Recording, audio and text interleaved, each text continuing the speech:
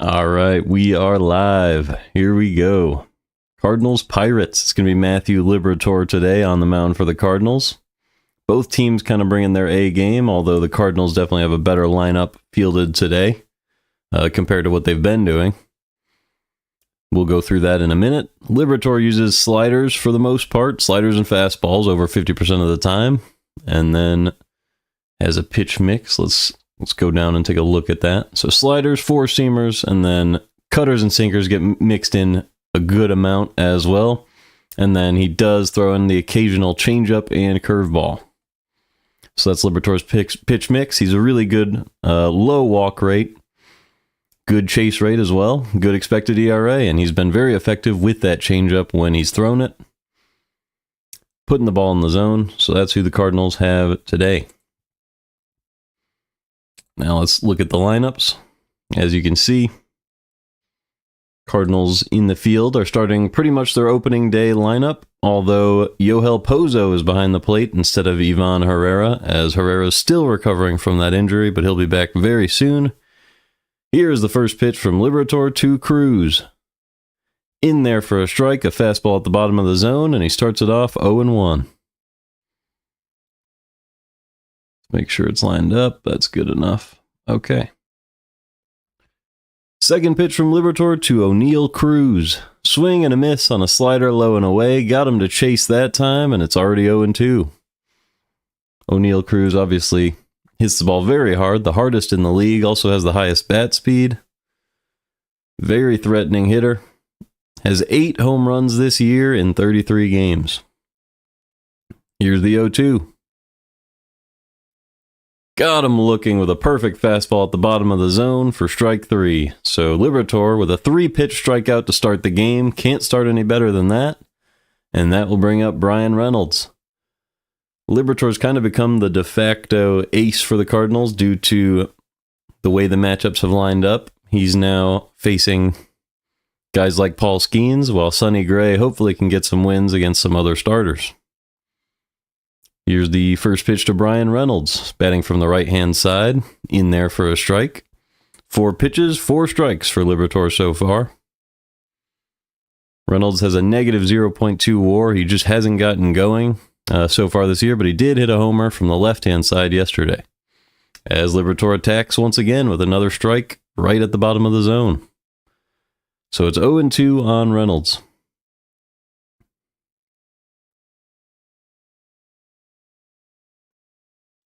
The 0-2 pitch. Swing and a miss. Fastball up and away. He chased it, and that's another strikeout. So 6 pitches and 2 strikeouts for Liberatore. If he can get one more 3-pitch strikeout, he could join the very exclusive Immaculate Inning Club.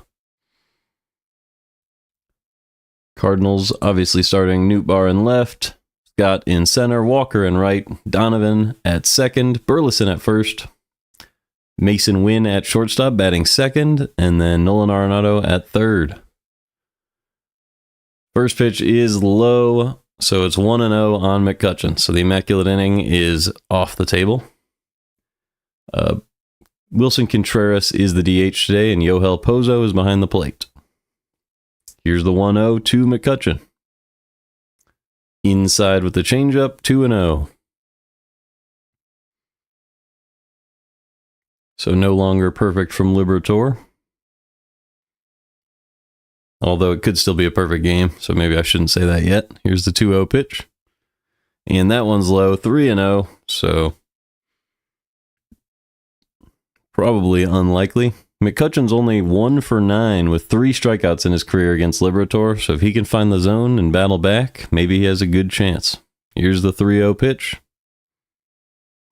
Swing and a miss. So he was able to tap that one foul. Either way, swinging 3-0 is crazy. It looked like it would have been ball 4 if he had just taken that pitch. But McCutchen trying to do some damage on 3-0. And here's the 3-1. Swing and a miss again. So that was a cutter.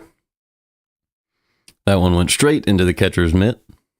And it's 3-2 on Andrew McCutchen.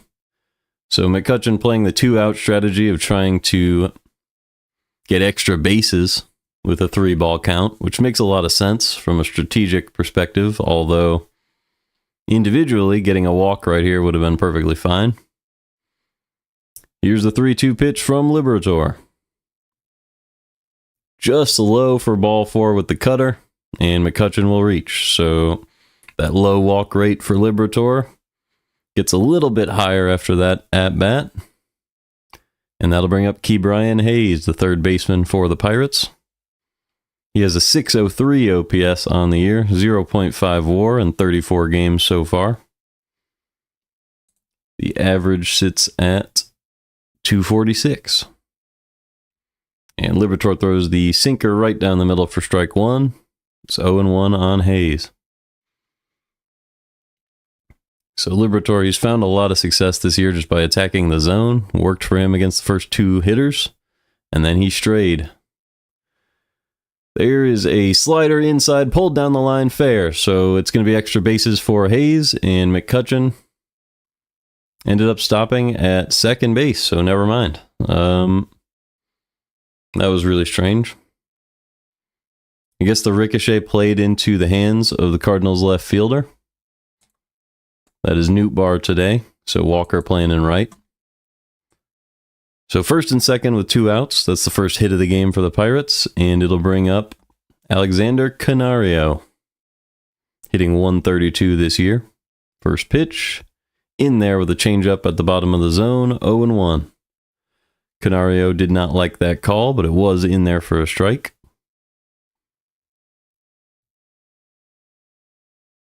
Here's the 0-1 pitch from Liberatore to Canario. Swing and a miss on a fastball at the top of the zone, 0-2. So Liberatore's stuff drawing a lot of swings and misses at the top of the zone so far today. I would probably attack there a little bit more often. We'll see what he does here. Here's the 0-2. Drops a curveball in the dirt. Canario did not go. 1-2. On deck is Matt Gorski, the first baseman for the Pirates. He's done pretty well so far this year, hitting .250 with an .813 OPS. Canario, on the other hand, who is at the plate now, has a .425 OPS, just 1 home run. The 1-2 pitch. Nope. Timeout by Canario. So we'll have a break. His WAR sits at negative -0.4 on the year. And Liberatore throws his 18th pitch of the inning, the 1-2. Swing and a miss. So Liberatore does strike out the side, but he does allow a hit and a walk. And it is 0-0 as we head to the bottom of the first, and we'll be watching Paul Skenes face Nootbaar, Wynn, and Donovan. So definitely want to look at Paul Skenes' numbers so far this year. Cardinals have beat him already this season. And another team was able to get to him as well. So although the whip is incredible at 0.91, his ERA is ballooned up to 2.74, which is still an incredible ERA, but obviously not quite Paul Skenes' level from last year. So we'll see if he can bring it down.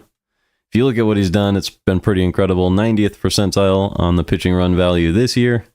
Last season, I wonder, 98th percentile. He had the best changeup in baseball, which might be the splitter. I don't know if they count that as an off speed. We'll have to see. But yeah, fastball velo, 99th percentile. He gets all the strikeouts. Ball is not hit very hard against him. The only thing he doesn't do, according to this, is extend toward the plate, and that doesn't do that much anyway. It just gives the hitter less time to react. Yeah, his extension got even better this year anyway.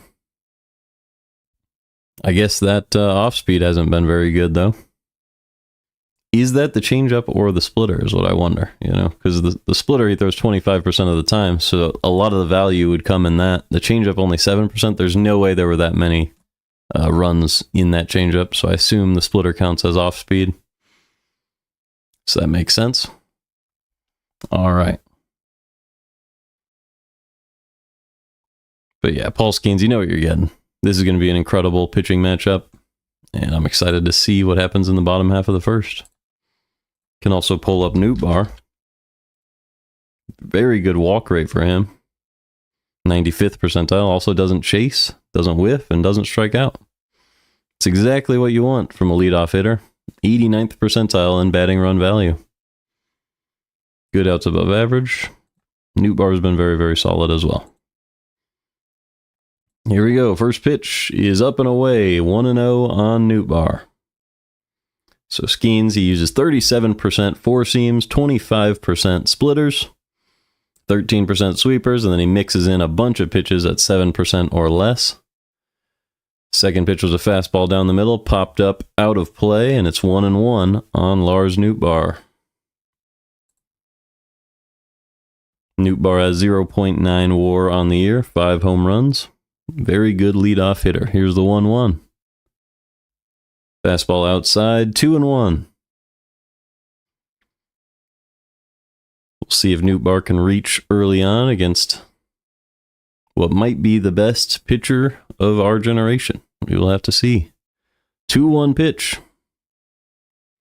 Splitter, chopped to second base, and that's out number 1 in the first for Paul Skenes. So 1 down, and that'll bring up Mason Wynn with nobody on. Mason Wynn obviously missed a lot of time with injury, and he ended up missing a couple games this week.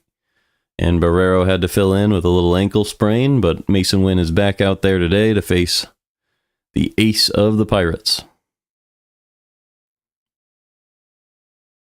You love having his defense on the field, and I'm excited to see him swing it again here today. He's been good in that two-hitter spot. Sweeper right down the middle for strike 1 on Wynn, and Skenes is ahead 0-1.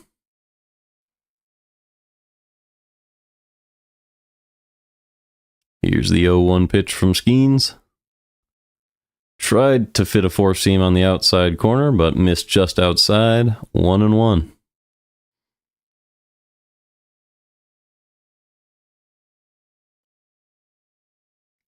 Mason Wynn batting with that, swing and a miss on that sweeper. 1-2.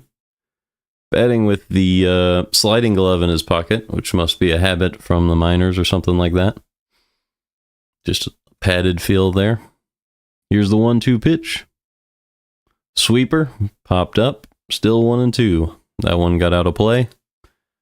Mason Wynn, since April 8th, apparently has a 958 OPS, so obviously the injury filled up a lot of that time, but he started a little bit slow on the regular season and picked up quickly. Here's the 1-2 from Skenes. Low and inside, fouled off, still 1-2. That one fouled off his shin a little bit, trying to walk it off.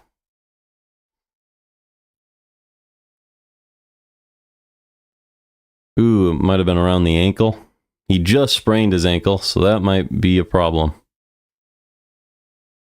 Hopefully he can walk it off and continue to play. He stepped back in the box, so he's going to say he's okay. Hopefully that's the case. Here's the 1-2 from Skenes. Low and in, fouled off of his leg again. Still 1-2. So Wynn hobbling around right now. Skenes is laughing at it. That was a good pitch, but Wynn was able to make contact and continues to take some pain there. They gave him a long time to settle back down. Skenes gets ready to deliver once again, and here we go. The 1-2 pitch to Mason Wynn. Way low and outside with the sweeper. 2-2. That one started out of the zone, and it was a sweeper, so it really did move a few feet out of the zone that time. Here's the 2-2. Sweeper right down the middle, popped up in foul ground and caught by the third baseman, Ke'Bryan Hayes. And there are now 2 down for Brendan Donovan.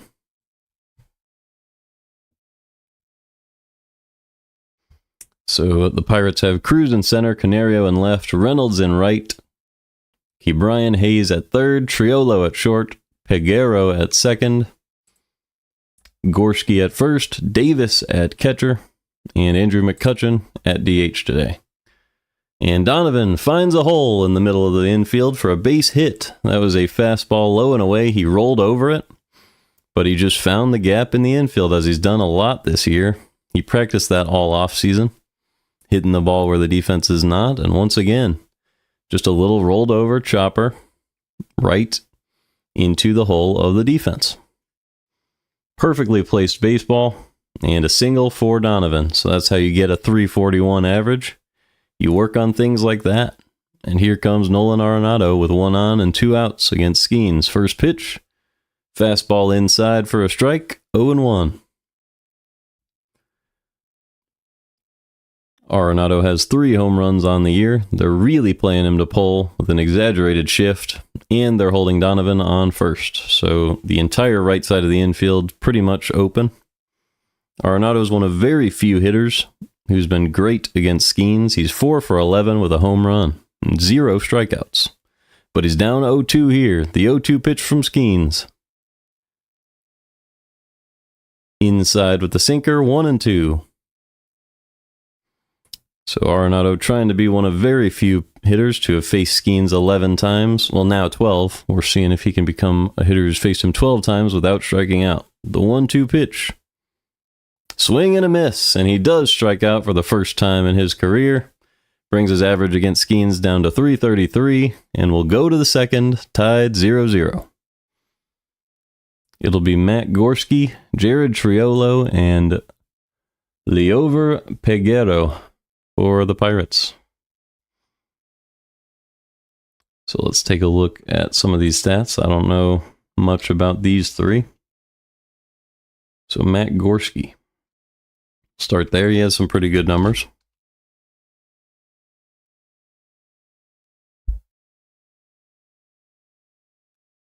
So this is his first year in the big leagues. Has an 813 OPS. They have his batting run value at 0, but that's a very nice OPS. The problem is all of his on base has come from hits, not a single walk so far. So OPS is a little bit skewed in those situations because it doesn't appropriately value a single versus a walk. It makes singles way more valuable, like twice as valuable as a walk, which would not be accurate. And Gorski does have a home run and a triple out of his 4 hits on the year, so that's really what's bringing all of this stuff up. He's a pretty fast player. Definitely a lot of potential there, but he is 27, so we'll see how that plays.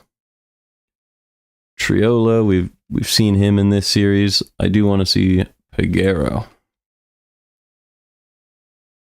So this one,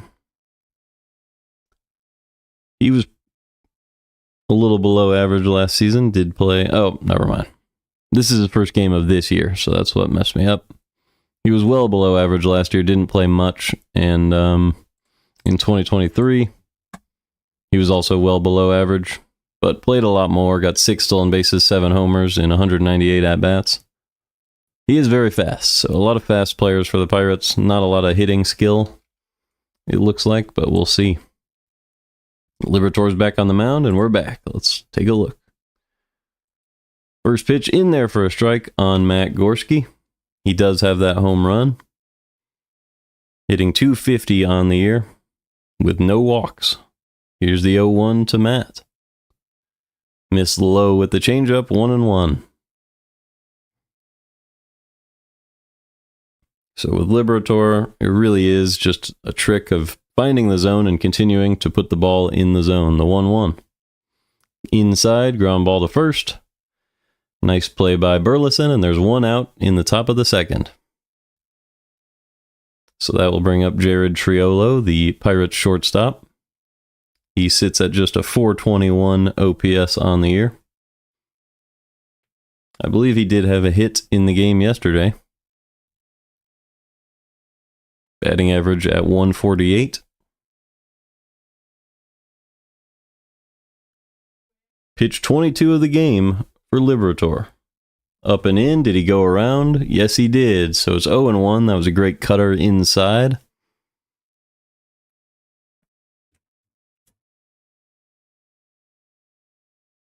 And it's 0-1 on Jared Triolo. Second pitch. Chopped foul, 0-2. That was a changeup low and away. Another great location from Liberatore.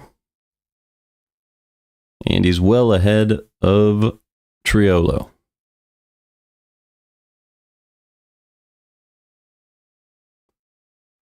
Third pitch.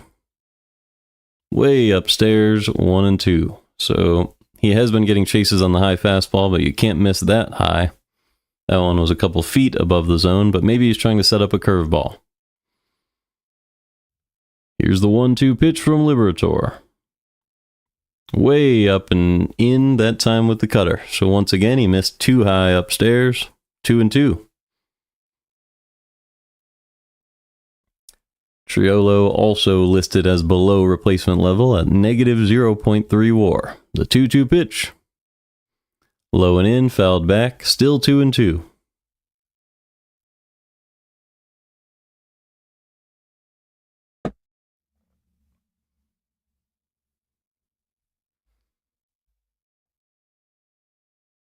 Playing Triolo to pull a little bit. Here's the 2-2 pitch.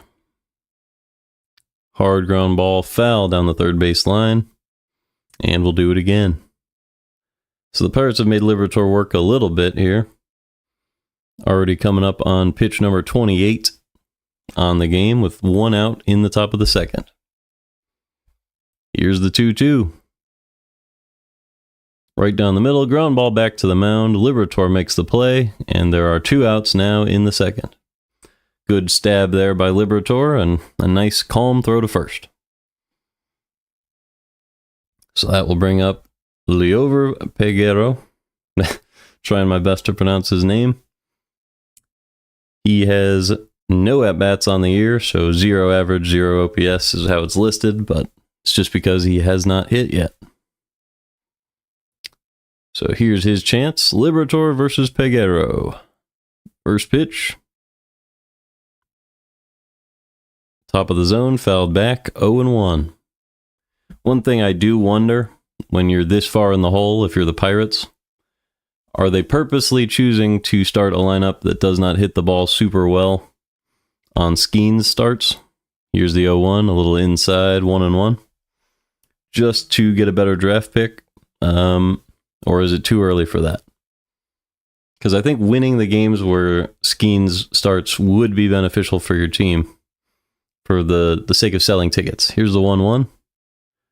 Little low and inside, 2-1. Because Skenes has been phenomenal, but you still want to see a win if you're a fan, especially a casual fan. Here is the 2-1 pitch from Liberatore. Right down the middle, hit the other way, but right at Brendan Donovan at second base. And we're midway through 2. Liberatore has held the Pirates scoreless. We go to the bottom of the second, 0-0.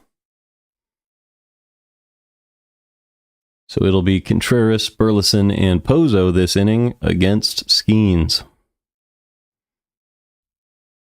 But yeah, the Pirates, I mean, if we look at this lineup, this is 4 hitters at 450 OPS or lower. Like, it's not a whole lot of support for Skenes. Of course, they have their everyday guys. You know, Cruz, Reynolds, McCutcheon, and Hayes. Those are very exciting players. Once you get past that, it's a little scary.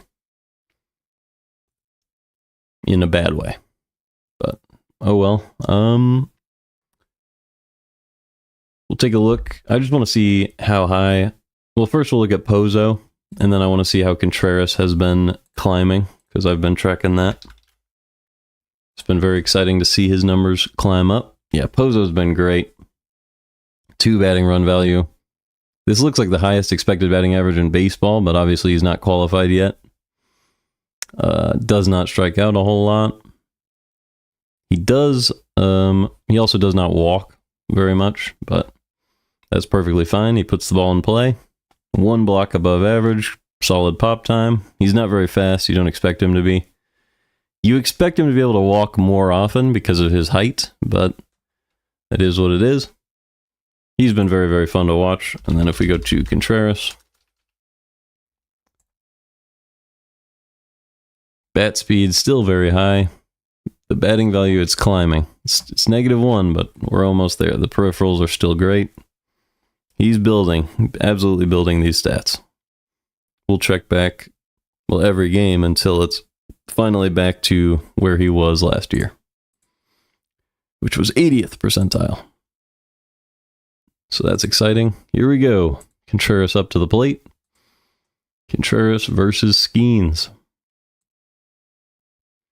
First pitch of the second inning is inside for ball one.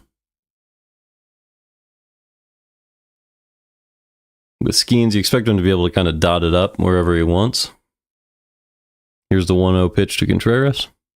Outside, ball two. So when you get the opportunity like this, you got to take advantage. Try to get some base runners on deck and then bring them around. The 2-0 pitch. Inside, clobbered to left field and foul. So it's 2-1 on Contreras. That one was close to being extra bases. Contreras tried to stay inside that fastball, and he did, but just pulled it a little too far.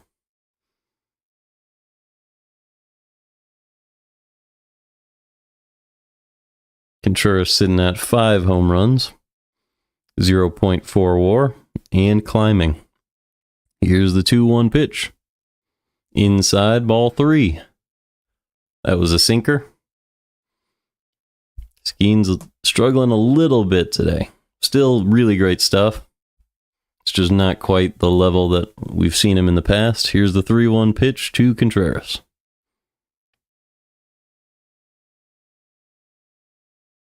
Perfectly placed splitter, low and in, 3-2.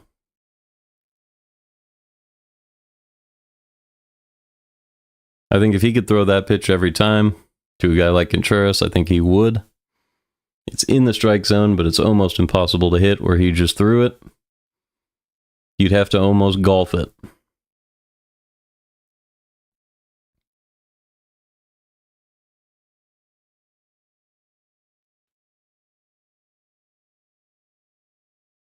Here is the 3-2 pitch from Paul Skenes to Contreras. Low and away, ball four. So Skenes misses. And Contreras is the first base runner of the second inning for the Cardinals, and that will bring up Alec Burleson with one on and nobody out in this scoreless game. Burleson playing first base today, hitting .255 on the year, 646 OPS on the season. First pitch, way outside, 1-0. Burleson has 2 home runs this year, but they've both come in the last 2 days, so he's a very threatening hitter. Based on that streak, here's the 1-0 pitch. Way inside with the sweeper, 2-0. That was a really cool bending sweeper there, but Burleson could see it moving right off the bat, so he just moved out of the way of that one. Here's the 2-0 pitch to Burleson. A nice fastball, low and in, 2-1. Yoel Pozo will be next for the Cardinals. There's nobody out. Here's the 2-1 to Alec Burleson. Low and away, ball three. So Contreras has already walked this inning, and Burleson is ahead 3-1. Playing Burleson to pull a little bit. Third baseman way off the line. Here's the 3-1 pitch from Skenes. Ooh, a splitter right down the middle. 3-2. So Burleson maybe thought that was ball four, and then it came back down to bite him. And we have a full count pitch coming with a runner on and nobody out. The 3-2 pitch from Paul Skenes. Another splitter. That one was perfect, and Burleson hacked right over it for the strikeout. So a great pitch from Skenes. When in doubt, just throw that splitter. It's an incredible pitch for Skenes. And the run value for it last season was incredible. Burleson had no chance on that pitch. So 1 out, 1 on. Here's the first pitch to Pozo. Four seam at the top of the zone, fouled back, 0-1.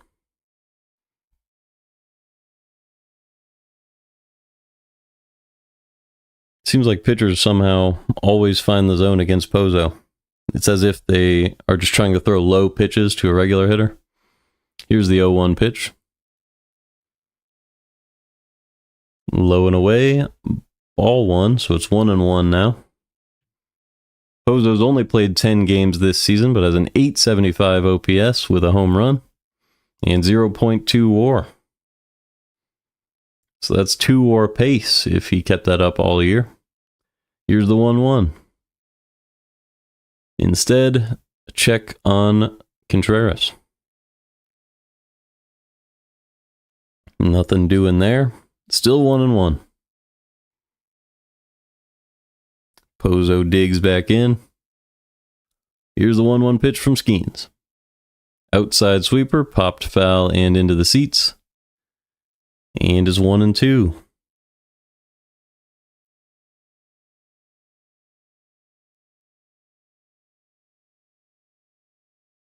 Pozo, the only player in today's lineup that was not starting on opening day for the Cardinals. It was Ivan Herrera. Here's the 1-2 pitch from Skenes. Here's the pitch from Skenes. He's already on pitch 34. Low and away with the splitter, 3-2. Jordan Walker is standing on deck for the Cardinals. He's having a pretty rough season so far, despite a pretty hot start. Here's the 3-2 pitch to Pozo. Inside splitter, he popped it up. Easy play in left. And the catch is made. That was Canario out there. So 2 outs, runner on first for Jordan Walker. Paul Skenes is second all-time and lowest ERA in his first 30 career starts, behind Jose Fernandez and ahead of Steven Strasburg. First pitch with 2 outs and 1 on to Jordan Walker. Swing and a miss on a sweeper, low and away, 0-1. Jordan Walker hitting just .198 on the season with a .535 OPS. Does have a couple of homers. Here's the 0-1 pitch. Slider up and away. Ball one. 1-1. So this is a pretty good opportunity for Walker to try to drive in this run. Here's the 1-1. Instead, Skenes checks on Contreras, and they would have had him if Gorski did not drop that. It looked like he might have been picked off. But Gorski dropped the pickoff attempt, and Contreras was able to retreat to the bag.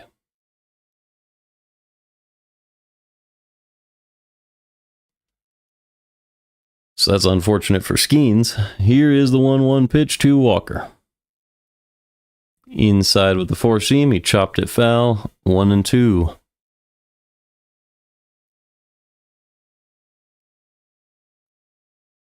So Skenes already up at 38 pitches. This is going to be pitch 39.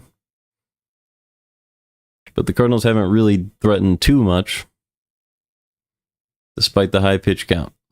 Here's the 1-2 pitch to Walker. Outside sweeper, missed, 2-2. At this rate, Skenes will be done by the end of the 5th inning.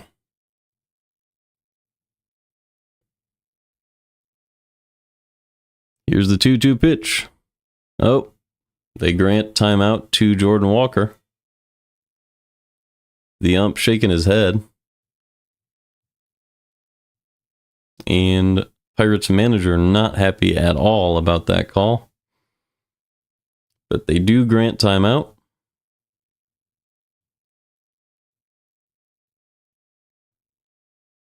So Skenes has to deliver once again. Here's the 2-2 pitch to Jordan Walker. Splitter below the zone. Nice job by Walker to foul it off. Still 2-2.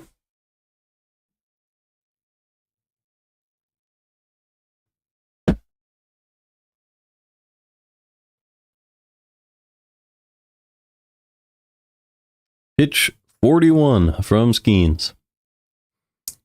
Fouled off the other way. So a good at-bat from Walker, extending this one.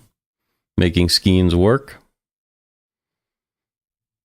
Still 1 on and 2 outs. It's Contreras on first. The 2-2 pitch to Jordan Walker.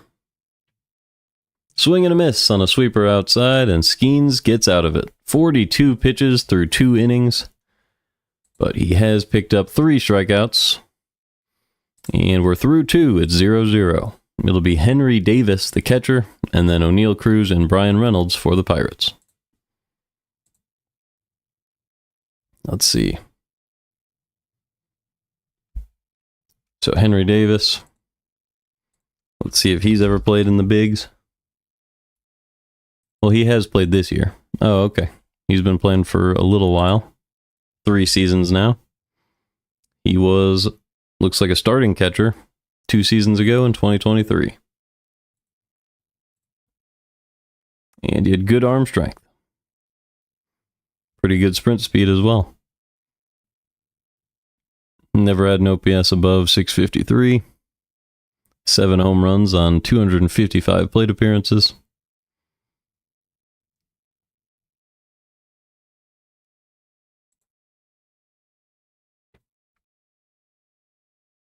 Pretty good walk rate last year. That was in 122 plate appearances.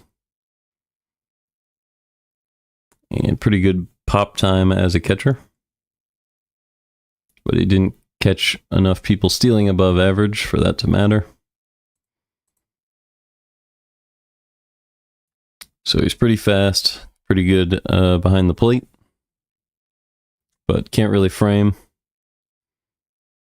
Yeah, I don't know. He's only 25, so maybe with some more time, he'll bring it back up to league average and be a decent catcher. Either way, he's due up first. And then you have the fun ones, O'Neill Cruz and Brian Reynolds. Obviously, we can always just pull this one up just for fun. Look at those hundreds. Exit velo, barrel percentage, bat speed, and arm strength. He really never failed to be in the top 1%, except for, I guess, 2023 in max exit velocity, but he only had 162 pitches in 2023. So yeah, when he gets a hold of one, he hits it the hardest. And he's only 26. So that's always exciting. This might be his big year. As a hitter, he only had a 750 OPS and a 773 last season. So it'd be ideal if he could get to the 800s this season. For the Pirates. Here we go. 1 and 2 from Liberatore to Davis. I was a little bit behind, didn't realize it. Fouled off, still 1 and 2.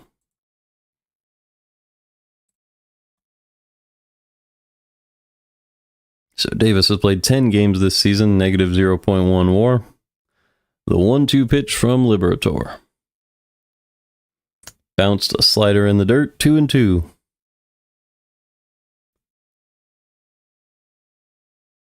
Liberatore's been pretty efficient. This is going to be pitch number 38 to try to get the first out of the third. 2-2 pitch. Just inside for a ball, 3 and 2.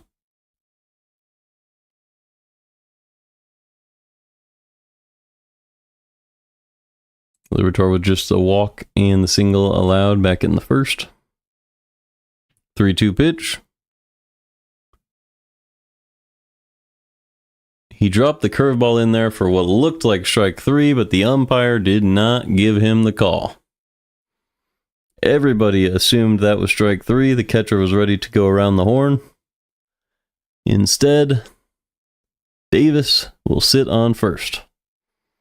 There is no doubt that that was strike 3. So 1 on, nobody out. Here comes O'Neill Cruz. First pitch. Up and away for a strike, 0-1.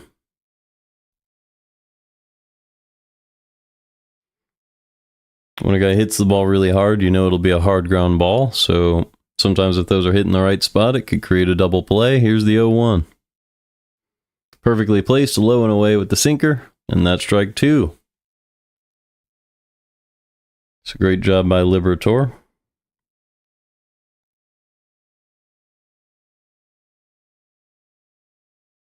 Here's the 0-2 pitch. Slider low and away, lofted out to left field. A good swing by Cruz to put that ball in play. But it's out number 1. Nootbaar made the easy catch. So 1 out, 1 on for Bryan Reynolds. I do want to see the splits of Bryan Reynolds batting from left versus right-handed sides. Let's see if I can grab that for you guys as this goes on.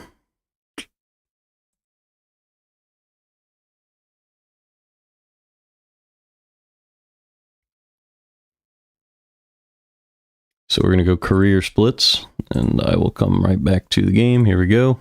First pitch to Reynolds. Swing and a miss on a changeup up and away. Great pitch from Liberatore to get him swinging. 0-1 on Reynolds. Reynolds already struck out in this one back in the first. He is 0 for 1.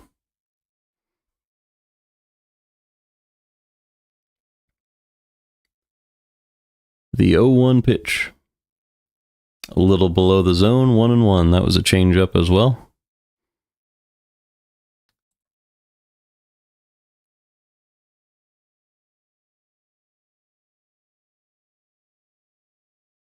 So he's been much better against righties as a left-handed hitter than the other way around in his career. The 1-1 pitch, chopped off his foot, 1-2. So in his career, he has a 769 OPS from the right-hand side, which is just a little bit above league average. But against righties, as a lefty, he has an 834, which is well above average. So that's important to note about Reynolds.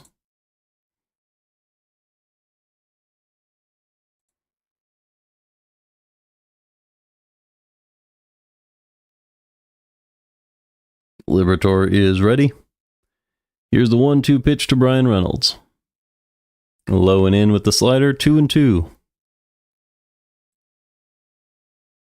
Here's the 2-2 pitch to Bryan Reynolds. Swing and a miss with the cutter inside, and that is strike 3. So another strikeout for Liberatore. That is number 4 on the day. He got 3 in the first and now 1 in the third. And that'll bring up Andrew McCutchen with the runner on and 2 outs. Liberatore approaching pitch 48. So by the end of the at-bat, he'll probably be at 50 or over it. 50 through 3 is not too bad, as there's a 4-seam at the bottom of the zone for strike 1. McCutchen walked back in the first, so this will be his first at-bat, assuming he puts the ball in play. Here's the 0-1. Swing and a miss on a curveball below the zone. That was a beautiful pitch from Liberatore. Went from way above the zone to right at the bottom of it. And it's 0-2. Cardinals playing McCutchen to pull. Holding the runner on at first. Here's the 0-2 pitch. Ball gets away with the curveball. And Davis is easily able to take second base there. So now there's a runner in scoring position for McCutchen, and that changes things a little bit for the Cardinals. Just got to make sure to get the out. 1-2 on McCutchen.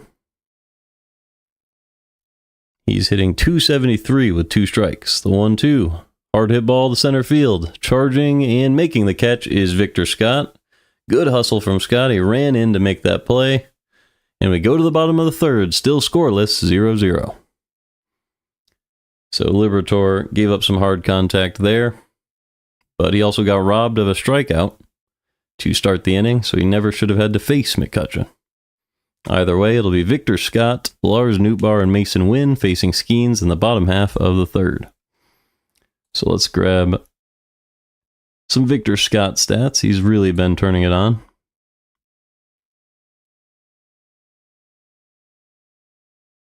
There's a lot of Scotts in the league. Not a lot of Scott the seconds. So still a great fielder, great base runner. No doubt about that. Still puts it on the sweet spot a lot. And yeah, most of the value just coming from being the fastest man in the majors. 30 feet per second.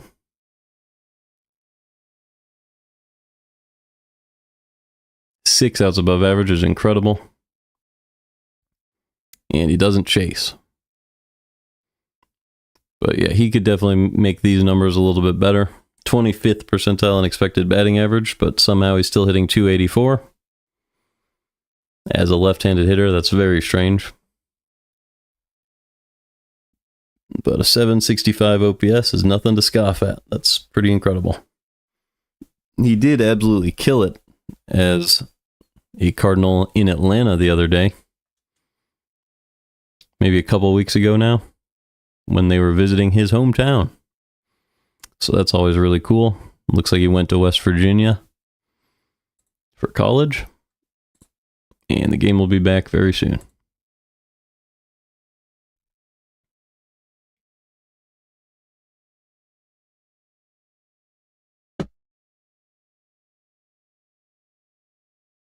So Paul Skenes is through 2 innings of work, 42 pitches already. Only 25 of those have been strikes, so just enough to stay effective. But 17 balls out of 42 pitches.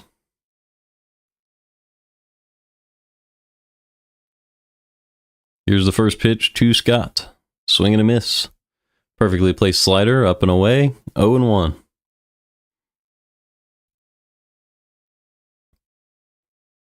Right now they're showing a bunch of students in Redbird hats. Here's the 0-1. Ground ball, right-hand side. Easy play at first base. Made by Gorski. And there's 1 out in the 3rd. And that will bring up Lars Nootbaar. So Nootbaar 0 for 1 today. Yeah, there's just a Royals fan sitting in the middle of a bunch of fans wearing Redbird hats, so he must be lonely there. First pitch to Nootbaar. Curveball low and away, 1-0. So Nootbaar grounded out back in the 1st inning. Has a really good walk rate. The 1-0 pitch. Low and away, ball 2. He was ahead in the count back in the 1st as well. So maybe don't get too excited here, but he'll probably be given a good pitch to hit here. The 2-0 pitch from Skenes. Way outside, 3-0. So Skenes struggling now a little bit. Nootbaar likely to be able to reach as long as he can just take ball 4. We'll see if Skenes can put it in the zone 3 times in a row. The 3-0 pitch to Nootbaar. Ball 4, splitter outside, and Nootbaar reaches on 4 pitches. So a rare 4-pitch walk for Paul Skenes, and that'll bring up Mason Wynn. So maybe the high pitch counts in the first 2 innings are starting to get to him. We shall see. Wynn is 0 for 1 today. Did not strike out, though. Hitting 265 on the year with a 769 OPS. So him and Nootbaar right around each other. Very similar OPS. Nootbaar just doing it with a lot more walks. Here's the pitch to Wynn. Slider away, in there for a strike, 0-1. So that was an excellent pitch from Skenes.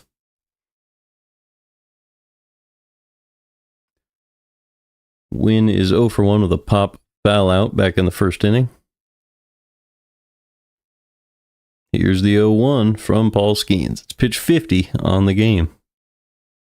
Way outside with the slider, 1-1.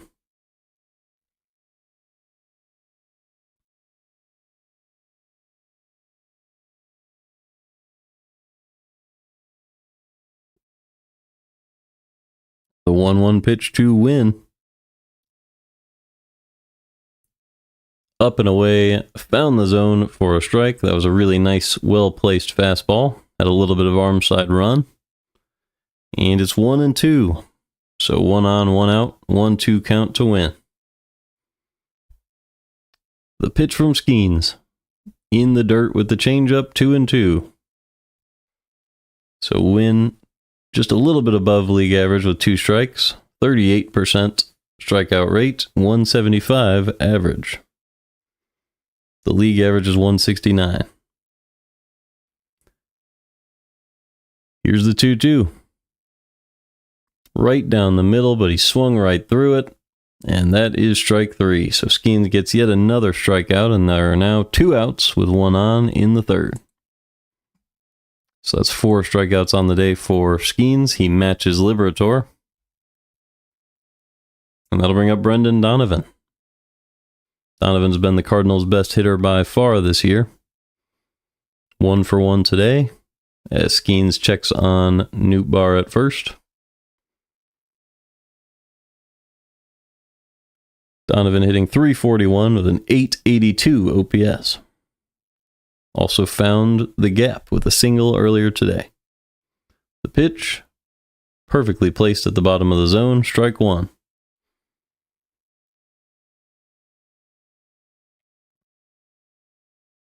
Skenes is a rare one of those pitchers where you just knew it was big league stuff from the get-go. Here's the 0-1. Change up low, 1-1. Even back in college at LSU, people knew he was going to be a stud pitcher. And he's lived up to it so far. Here's the 1-1 pitch to Donovan. Way up and away with the slider, 2-1.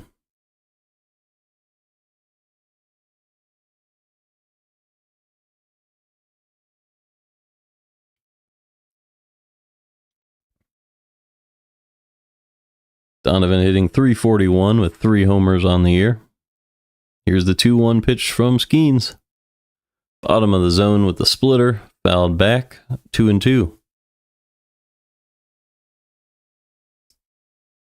The Skenes splitter, you really have to know it's coming if you want to hit it. If it catches you off guard, you're going to put the ball on the top of your bat or miss it entirely. Here's the 2-2. Inside fastball, lofted out to center field, and Cruz is there. So Skenes is through 3. Still a scoreless game, headed to the 4th in St. Louis. So Liberatore will head back out to the mound, and it'll be Ke'Bryan Hayes leading off the 4th inning, batting 4th for the Pirates.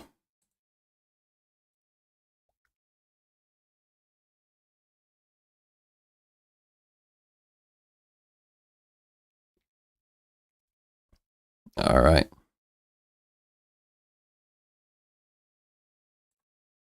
So I wonder if Hayes is up amongst the leaders so far in outs above average. Yes, he is. He's got 4 of those.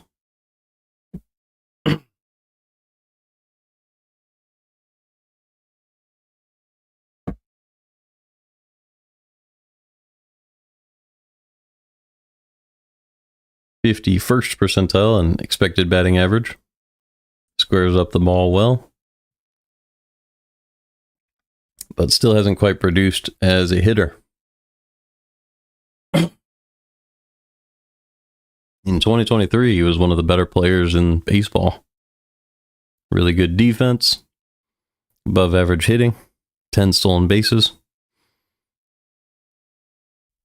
I bet that gave him a pretty solid WAR total.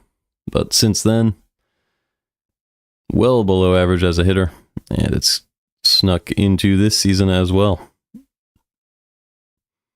But pretty good outs above average so far this year. Always kind of a contender from the defensive side of the ball. Let's see how he did on the defensive side in 2023. 99th percentile was 17. That's incredible. And in 2022, also 99th percentile with 19. So a very good defensive third baseman. We'll get to see him hit in the 4th.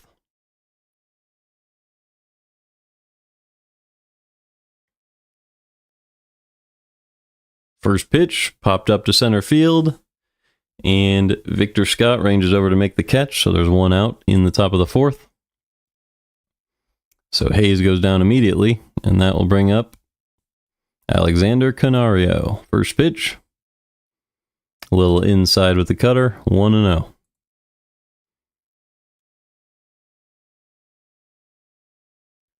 Here's a 1-0 pitch from Liberatore. Inside, chop to second base. Easy play for Donovan. A little bit of a tough throw to catch for Burleson, but a nice play made. And there are 2 outs now for Matt Gorski with nobody on. So just a few pitches for Liberatore this inning. And he already has 2 outs.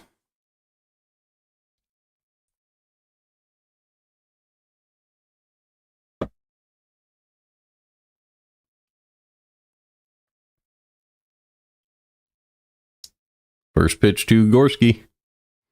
In there for a strike with a cutter right at the top of the zone. 0-1. We take a quick look around the league. Doubleheader going on in Washington. Washington was able to beat Cleveland in the first game, but Cleveland is up 3-1 in the second game. Here's the 0-1 to Gorski. Perfectly placed fastball on the outside corner. 0-2. So great pitch there from Liberatore. Some other games happening. We'll go through them between innings. Here's the 0-2. Slider in the dirt, 1-2. Miami leads the Dodgers 4-3 today, so that's a very rare sight. I wonder if it's Max Meyer. I'll have to take a look. Here's the 1-2 pitch to Gorski. Fastball right down the middle, fouled back, still 1-2.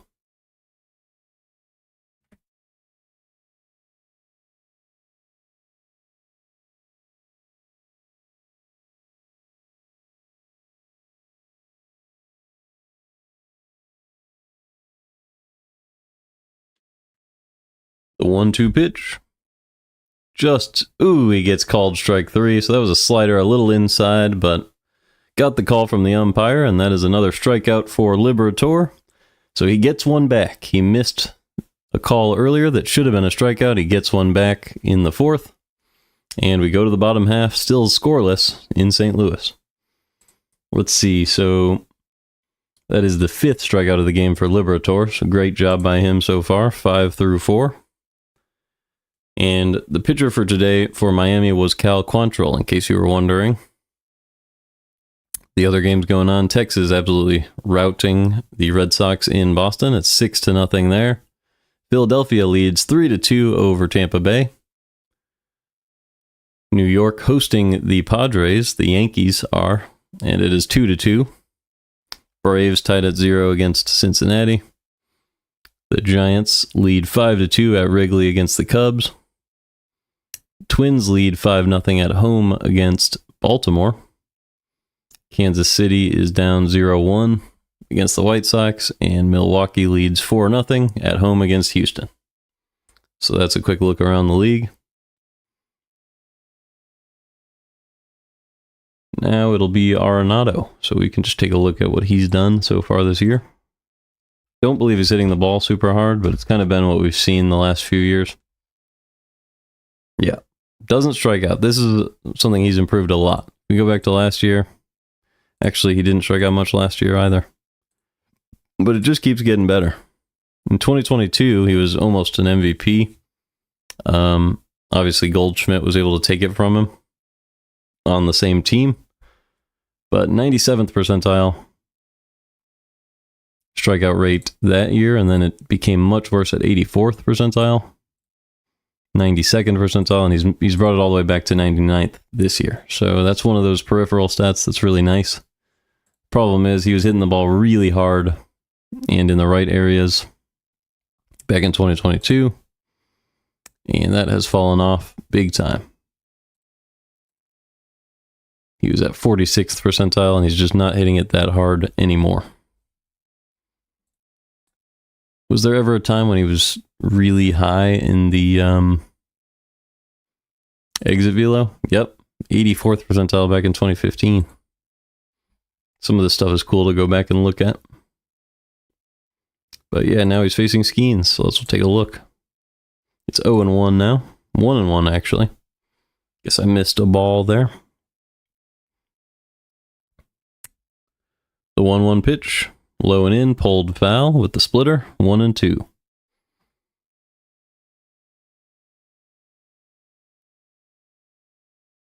So Arenado a little behind in the count now. Obviously, the power can be supplied by a pitcher like Skenes, so he could go deep if he wanted to. The 1-2. Inside sweeper, pulled foul again, still 1-2. Arenado hitting .333 in his career against Skenes. Did strike out back in the first for the first time against Skenes. Fan did bare hand that ball, so a great play there by Father. And that's a swing and a miss on a changeup at the bottom of the zone. So another strikeout for Arenado today. So Skenes finally figured him out, potentially. One out, nobody on. Here comes Contreras. First pitch, low and in, ball 1. So 1-0 on Wilson Contreras.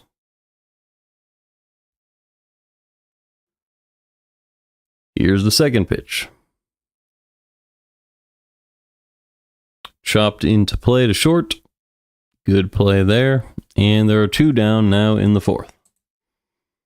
That play made by Triolo. And here comes Alec Burleson.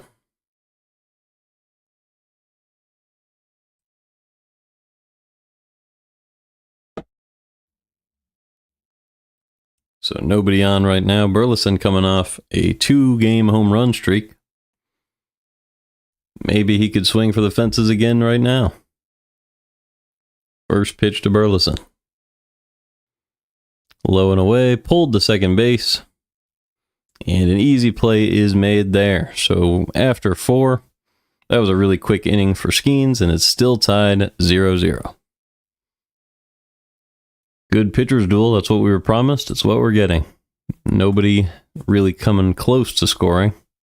A couple guys have reached second base. But that is all.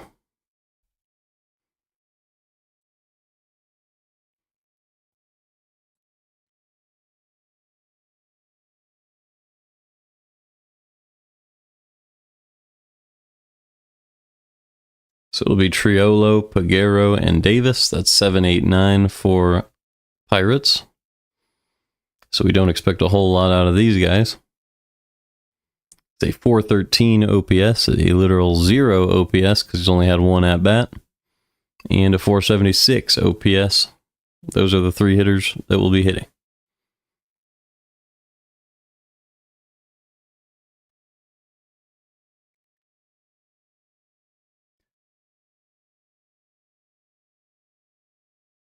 So maybe one of them will reach base, and then Cruz will get a chance to make a big swing in this one. But other than that, not a high expectation. So let's check out Henry. Well, hold on. Maybe Peguero, because he hasn't played a whole lot in the big leagues. Has he played before 2023? Oh, he did. So maybe not. How long's Triolo been up? Also been here a few years. So that's interesting. In 2023, he was very solid. Above average as a hitter. Went to Houston for college, it looks like.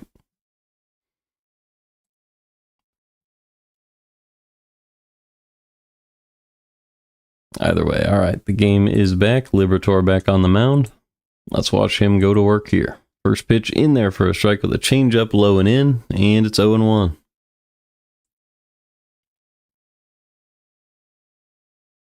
One of the Cardinals staff members is turning 90 today. That's incredible.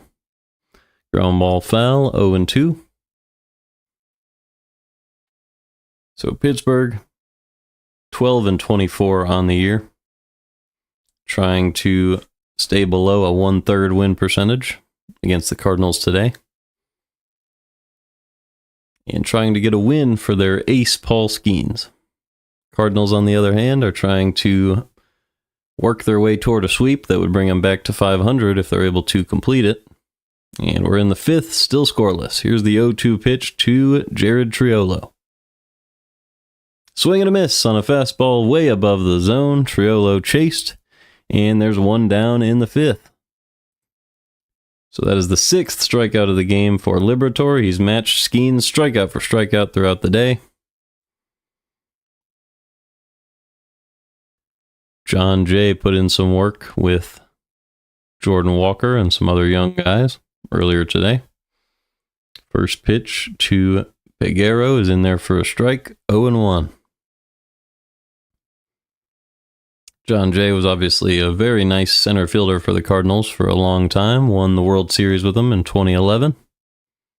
Chopped ball to third base. Arenado makes the play and gets Peguero for the second out of the fifth. So that will bring up Henry Davis, who reached with a walk first time up. Shouldn't have, though. It was strike 3. Either way, here he comes for his second plate appearance of the game. Liberatore really settled in after that walk. Great slider at the top of the zone for strike 1, and it's 0-1.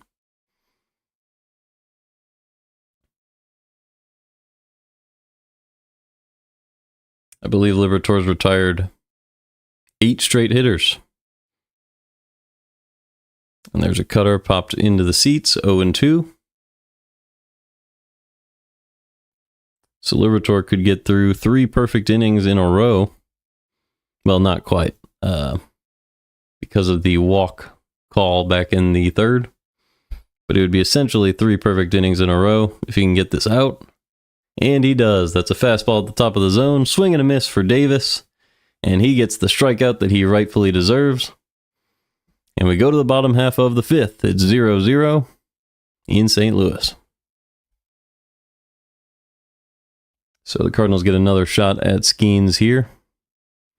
Looks like it'll be Pozo, Walker, and Scott. 7, 8, 9 for the Cardinals this inning. So we'll see if the Cardinals can do better than the Pirates did this inning with the same part of the order.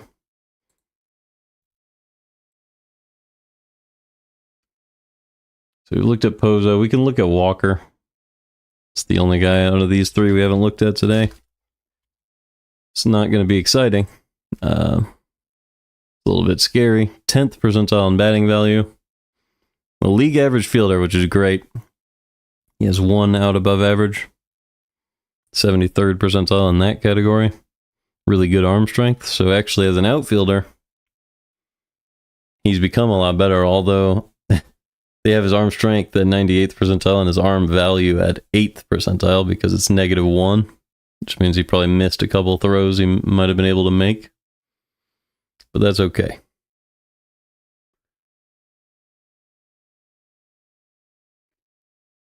He was a great hitter just 2 years ago. 61st percentile. The second half was an excellent second half. The Cardinals had to send him down early on, and then they brought him back up, and he figured it out. But in 2024, it just didn't stick, and it hasn't stuck since. So hoping he can figure it out here.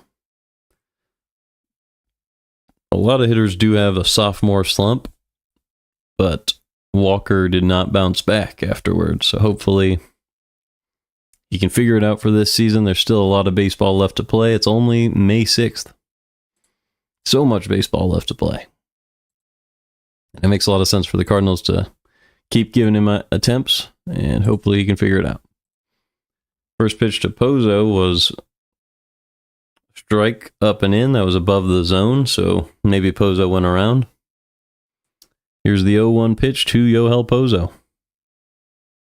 Low and away with the fastball, 1-1.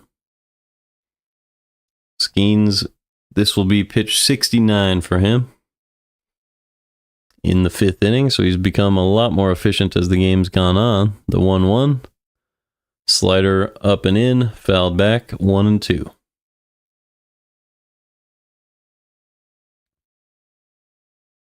So you could expect him to go maybe 6 or 7 at this rate.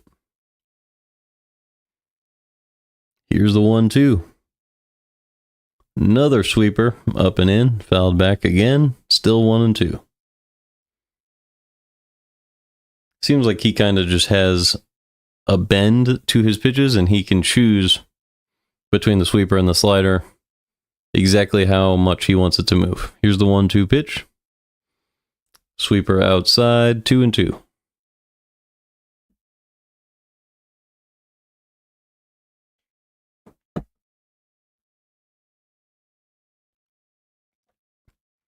Two-two to Pozo.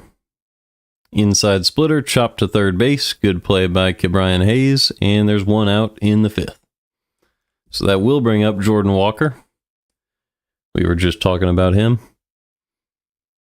It's going to take a while. You need to be consistent in order to produce results in the big leagues. One lucky home run's not going to completely save your stats, as we've seen from Gorman a little bit when he's struggling. So hopefully Walker can really just start getting some good consistent at-bats in.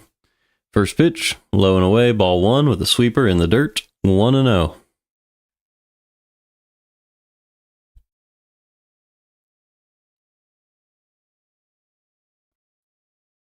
Another pitch from Skenes. Dropped a sinker in the dirt that time, 2-0 now on Walker. Cardinals are 4th in the Central, and the Pirates are 5th. But the Cardinals are not far away from getting back in the mix if they can just finish this sweep, get back to 500, and start playing some good, consistent ball. Some of that also has to do with keeping Herrera healthy. Here's the 3-0 pitch. Low and away, ball 4. So Jordan Walker lives up to his name that time. 4-pitch walk. And there's one on with one out for Victor Scott II. So Victor Scott hitting .282 on the year. He is 0 for 1 in this one. But he has a really nice chance here to face Skenes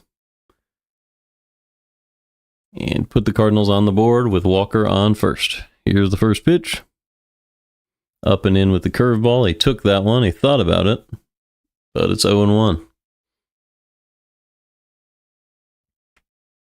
Playing the third baseman in a little bit. They don't want him to be bunting.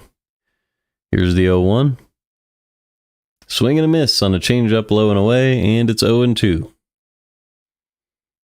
With Scott's speed, obviously a bunt single would make a lot of sense. They do have to account for that. So there is a little bit of a gap on both sides of the infield if he can find it. They're holding the runner on. Here's the 0-2. Swing and a miss on a curveball below the zone, and Scott strikes out. So Paul Skenes makes quick work of Victor Scott. 3 pitches for a strikeout. And that is strikeout number 6 of the game. And that will bring up Lars Nootbaar at the top of the order. This is one of those at-bats where you really want to see extra bases. It's Jordan Walker on first. He's not super fast, but he could steal a base. 4-seam inside for strike 1, and it's 0-1. So this is the first time today Nootbaar has been a little bit behind in the count. We'll see what he can do. Here's the 0-1 pitch from Skenes. They go with the changeup low and away, and Nootbaar swings right over it, and it's 0-2. So Skenes looks like he's really rolling now. He's locked in. Playing his stuff at its best right now. The 0-2 pitch to Nootbaar. Sweeper did catch the lower outside corner, but the ump did not give it to him. Obviously, a sweeper is a tough pitch to officiate. Just clipping the corner there because it drops so fast. Here's the 1-2. Sinker right over the middle of the plate, hit high in the air to center field, but it's caught right ahead of the warning track by Cruz. And we're through 5, still scoreless in St. Louis. So a great pitcher's duel from Liberatore and Skenes. They're going tit for tat here. Liberatore has 7 strikeouts. Skenes has 6. Just trading scoreless innings like it's nothing. Liberatore has thrown 67 pitches. Skenes has thrown 83. So you can expect Liberatore to continue to go here. Skenes probably has one more inning in him.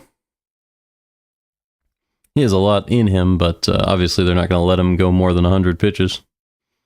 So probably just going to be the 6th for Skenes. And Liberatore will face the top of the order here with Cruz, Reynolds, and McCutchen. 3rd time through. So we'll see if he can get through it again. I see absolutely no reason why you would take him out. He's absolutely dealing. You still have lefty-lefty with Cruz. That's always good. See no reason not to.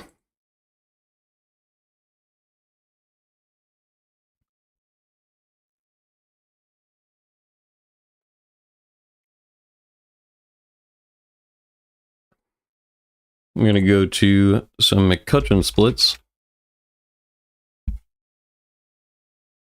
See if something recent has changed. Let's see.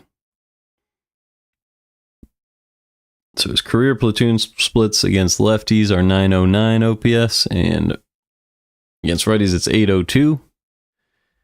Is he still 100 points better even now? That's something I want to see, because he's been playing since 2009. So right now against lefties 803 and against righties 723. So really McCutchen is the same as he's been over the course of his career. It's pretty much the same rate. Better against lefties than he is against righties. So that's really cool. And the game is back. So here we go. Liberatore versus Cruz. Here's the first pitch. Curveball in the dirt, 1-0. Cruz is 0 for 2 today. Does have a strikeout in this one.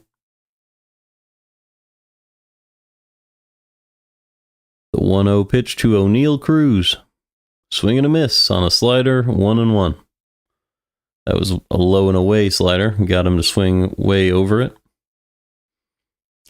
Cruz struck out back in the first. Then he had a hard hit line out to center. His last time up, the 1-1. Did he go around on that slider? No, he didn't. 2-1 now on O'Neal Cruz.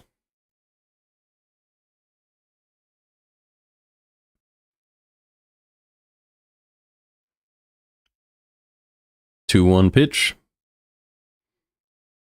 Fastball at the top of the zone, fouled back, 2-2.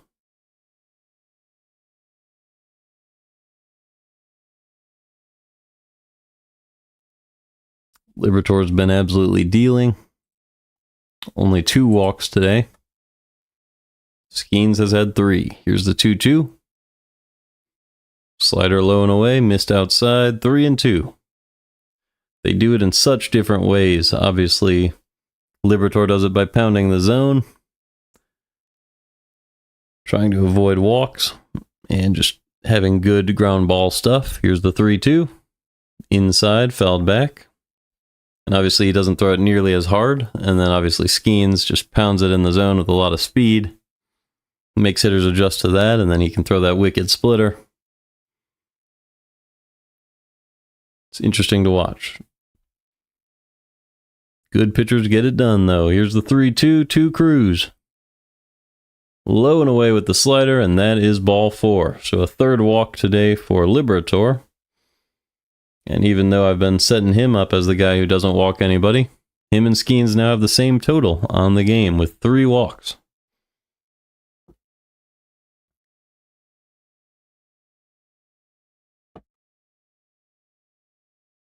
Now it's Brian Reynolds, who is a switch hitter who does better against right-handed pitching.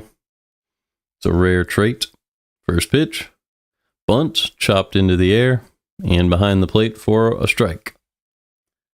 So 0-1 on Reynolds. Smart move there to try to bunt, try to get ahead in the game. Cruz is leading the league with 14 stolen bases so far.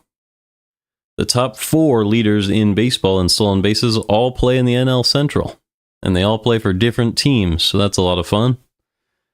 O'Neal Cruz, you have Pete Crow Armstrong, you have Victor Scott,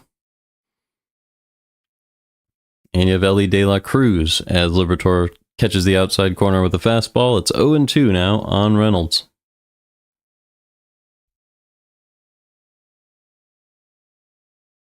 Ohtani also makes that graphic. He has 10 stolen bases, which is one less than Victor Scott. Any chance to mention Ohtani is a good time to mention him because he's such a special player, but he's over in LA. So here's the 0-2 pitch to Reynolds.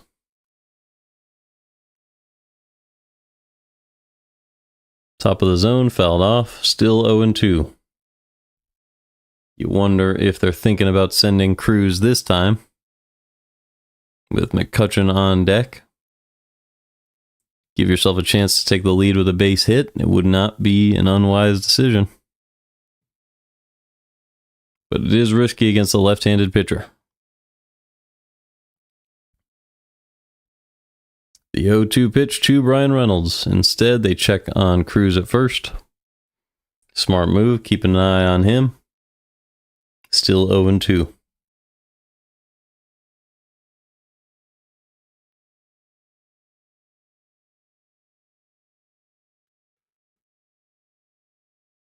The 0-2 pitch from Liberatore. Inside, high fly ball to center field, easy play for Scott, and there's one out. Cruz retreats to first, and that'll bring up Andrew McCutchen.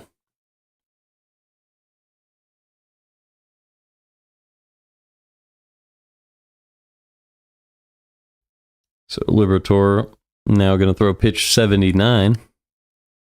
So this has been a little bit of a grueling inning for him so far. But just one pitch could get him out of it if it goes the right direction. Here's the first pitch. In there for a strike with the changeup, 0-1. Starting off McCutchen with the changeup is a little bit risky, but it's a little smart as well because it's unlikely they were going to send Cruz on the first pitch, so now you can throw fastballs and pitch him backwards, which will allow you to potentially get the out on the base paths as well. As they throw another changeup low and in for strike 2. So maybe they don't care at all about what I just said. And they're just trying to get McCutchen, which is not unreasonable either. 0-2 count. McCutchen at the plate, 1 on, 1 out. Here's the 0-2 pitch from Liberatore. Slider low and in. No chase there, 1-2.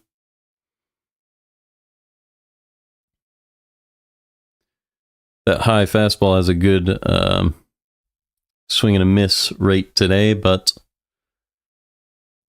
we'll see if they'll go to it here against McCutchen. The 1-2. Low and away, the changeup again. Fly ball to center field. Victor Scott makes the catch. And there are 2 down now in the 6th for Ke'Bryan Hayes. So I guess the changeup low and away was the strategy against McCutchen. Got him to send it out to center field. Kind of poked at it.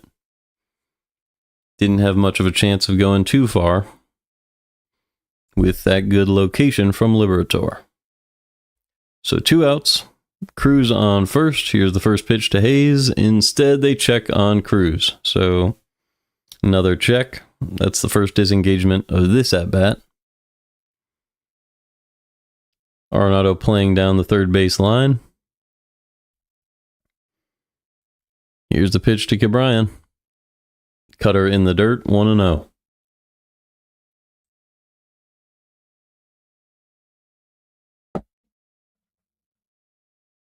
Arenado seems unreasonably close to the line because some of the balls he could reach at this point are probably foul balls. Here's the 1-0. In there for a strike with a changeup, 1-1.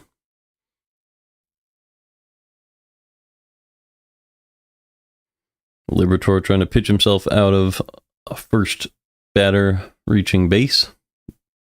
That was a Cruz walk. Here's the 1-1. Upstairs, Cruz goes, and it's a great throw from Pozo, but Donovan unable to apply the tag. So Cruz steals second, and it's 2-1 now on Ke'Bryan Hayes with the go-ahead run in scoring position. Good play by Pozo, but Donovan tried to apply the tag too high up, and it looks like Cruz's hand was able to slide in there. We can take another look here. Ooh, he might be out. I believe he is out. Cardinals are going to challenge this one. It was a very good throw from Pozo. Ended up right above the bag, and Donovan had to bring the glove down.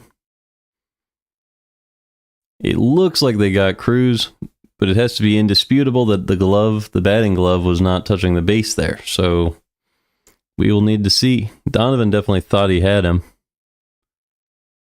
Glove makes contact there. I don't think I'd be mad either way here, because I don't think it's 100% certain that the tip of the fingertip is not touching the base. But if they find a better angle and they're confident that it is an out, which it appeared to be, then I wouldn't be mad at that either.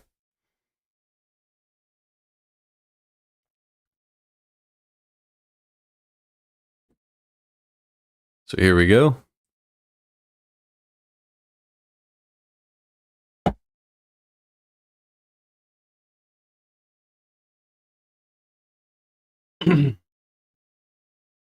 Never mind, they cut to the ump and he did not announce it.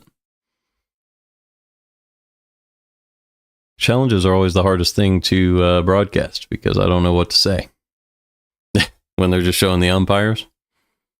It's one thing when they're showing the replay, I can kind of say what I'm seeing. All right, here we go. All right, so they said the call on the field stands, so that's fair enough. Can't be mad about that. So Cruz in scoring position now, despite a really good throw from Pozo. And Hayes has that 2-1 count to work with 2 outs in the 6th. This will be pitch number 86 for Liberatore. Here it is.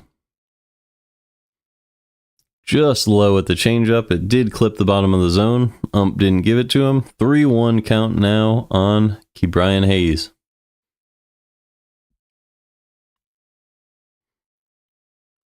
Here's the pitch. Swing and a miss on a cutter at the top of the zone. 3-2. So 2 outs, 3-2 count. It's a pretty big pitch in the game. If he can get this out, then Skenes is very unlikely to walk away with the win. His last inning is probably the 6th here. Liberatore on pitch 88. Here's the pitch. Right down the middle, hard hit ball to right center, and it's going to find the gap and score a run for the Pirates. So they're going to take a 1-0 lead, and it's going to be a double for Cardinals Hayes. So Liberatore's great start finally gets broken, and so does the scoreless ball game. It's 1-0 Pirates in the 6th. That'll bring up Alexander Canario. With Liberatore at 88 pitches, this will probably be his final inning. He's going to reach the 90 mark. You wonder if they let him face Canario here. Great piece of hitting from Hayes. He waited for that ball to travel. Put it in that right center gap. And he gave the Pirates the lead.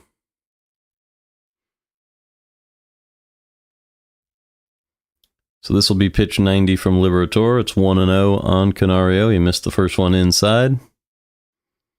Second pitch. Rolled to third base. Arenado is there. Great throw across the diamond. And we go to the bottom of the 6th, but the damage is done. It is 1-0 on a great double from Cardinals Hayes to score O'Neal Cruz after what was a questionable safe call at second, despite the challenge. So that one might be a little controversial if the Cardinals don't come back, but right now we just get to watch Paul Skenes face Mason Wynn, Brendan Donovan, and Nolan Arenado. This is the heart of the Cardinal order. It's going to be a very big portion of the game, and there's nothing you can do about that run now. So let's see some stats from Donovan. I'm going to look at Donovan because he's been so consistent this year. Yeah, 86th percentile in batting value. Has the highest expected batting average in baseball. And you can see it on the field. He hits it to all parts of the ballpark. He looks at where the infielders are playing. He can put the ball in those spots. Despite an average exit velo at 44th percentile, he just knows where to hit the ball. He doesn't strike out. Has great hustle, great fielding. He has that 1 out above average as well, despite 38th percentile sprint speed. So he does everything right, and that's why he's such a good player. It's one of those real hard work leads to success type players, and he's lived up to every bit of it. This is one of those guys that, you know, the old Cardinal way, like he defines it, and that is why we love watching Donovan.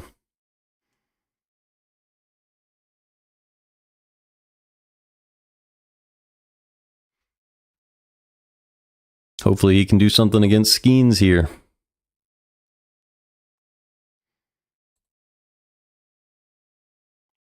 There are a lot of trade rumors floating around the Cardinals, but it's hard to want to lose any of these guys. Like Nootbaar and Donovan are really Cardinal players. So if anyone, I think we could see Arenado go, and we could see Helsley go. I think that would be okay, but I want to keep the core, as a fan at least. Here's the first pitch to Mason Wynn. Fastball right down the middle, swung right under it. 0-1 on Wynn. So Wynn seemed to be looking for the splitter that time. So Skenes just put 97 at the top of the zone. Here's the 0-1. Missed low and away with the fastball, 1-1. Skenes is a very impressive pitcher. Worked his ERA down to 2.45 during this game, a lot more like him. The 1-1. Four seam perfectly placed in the upper outside corner. 1-2. Seems like he's getting better as the game goes on, like those old Verlander games. Here's the 1-2. Great sweeper outside, but Wynn spits on it. 2-2.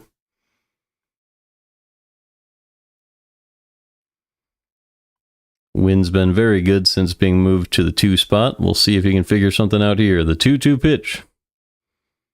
Splitter at the bottom of the zone, able to foul it off. Good at bat so far from Wynn. See if he can capitalize. Skenes is ready. The 2-2. Four-seamer up and away, fly ball to right field. Easy play for Brian Reynolds. And there's 1 out in the 6th.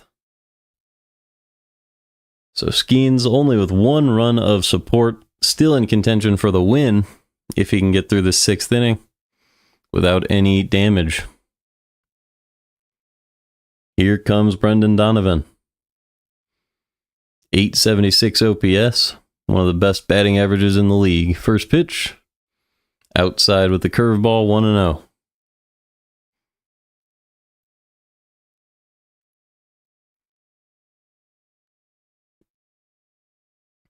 Second pitch to Donovan. Outside again with the splitter, 2-0. So Donovan ahead in the count.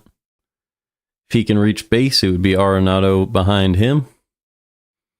They're playing him to pull a little bit, so we'll see if maybe he goes the other way. 2-0 pitch. Splitter at the bottom of the zone, fouled off. 2-1. Donovan is yet to strike out today. He's 1 for 2. Had a single earlier in the game that found the perfect hole between 2 defenders.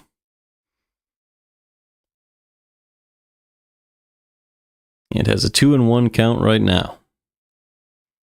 Here's the pitch from Skenes. Splitter at the bottom of the zone, chopped to second base, easy play there. And Skenes is 1 out away from 6 shutout innings in St. Louis. His first couple innings had 17 and 25 pitches, but since then, he went 16-8, 17-10, and he is absolutely dealing. Here comes Arenado with nobody on and 2 outs. First pitch. Low and away, fouled away. 0-1. Arenado came into the game hitting over 300 against Skenes with no career strikeouts, but he struck out twice against him today. The 0-1 pitch from Skenes. Sinker low and in. He finds a hole by pulling the ball between third base and short, and that is a single for Arenado. So not a hard hit ball, not a high expected batting average on that one. But left a pitch inside. Arenado figured it out, was able to put it into the hole. And the Cardinals have a runner on for Willson Contreras. So Skenes will have to work maybe up to 100 pitches here in the 6th. First pitch to Contreras. Just up and in with the splitter. 1-0. That one looked like it might have clipped the corner, but umpire not giving out those pitches today. 2 outs, 1 on. The 1-0 pitch to Contreras. Inside with the sinker. 2-0 now. So this is where it gets interesting. If Contreras walks, would they leave Skenes out if he's over 100 pitches? It's just something to look at. Here's the 2-0 pitch to Contreras. Splitter inside right there, fouled away. 2-1. Contreras threatened with that one. Looked like he wanted to absolutely crush it, but didn't quite get around on it. Might have been Skenes' worst pitch of the day. It was a splitter that didn't move nearly as much as you'd expect.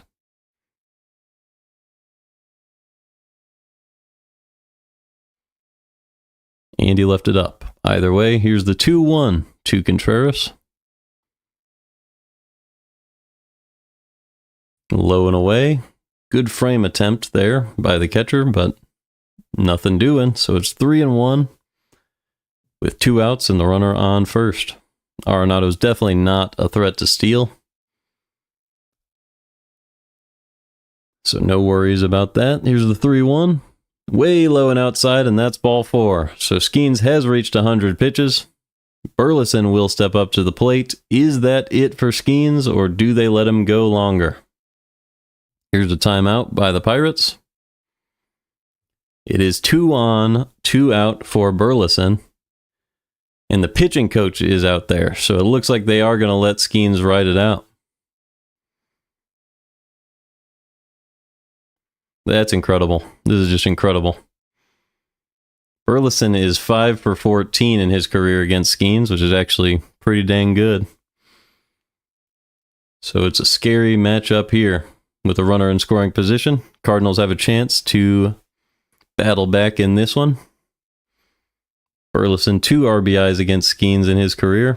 No home runs yet, but he has a home run in each of his last 2 games. First pitch. High and hit the other way into the corner. Fair. 1 run scores. It'll be extra bases for Burleson. Here comes the second. Contreras, and he will score as well. It's 2-1 Cardinals, and Skenes will not be getting the win today. A double for Burleson, hit the opposite way. Barely kept it fair, and the Cardinals have the lead. Arenado and Contreras both score on a perfectly placed opposite field double, and Skenes knew it right off the bat. Left a pitch up, and Burleson has been the kryptonite to Skenes. Gets him again. That will do it for Paul Skenes, I imagine. It is Yoel Pozo now due up for the Cardinals. Skenes has reached 101 pitches. You wonder why they did that. Oh, nope, it will not do it. They're going to leave him out there. First pitch to Pozo. Ground ball to short, and that will do it for Skenes. Through 6 innings, gave up 2 earned runs, both of them on that double to Burleson. And we go to the 7th. The Cardinals lead 2-1. Sometimes it just takes one good matchup. And Burleson's the guy who has Skenes' number so far in his career. Was able to deliver there. What a moment.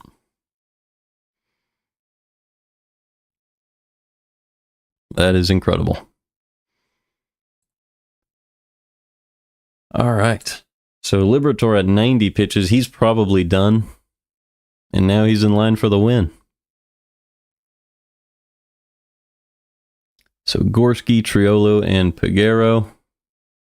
We can check their handedness and try to figure out where the Cardinals will go in the bullpen.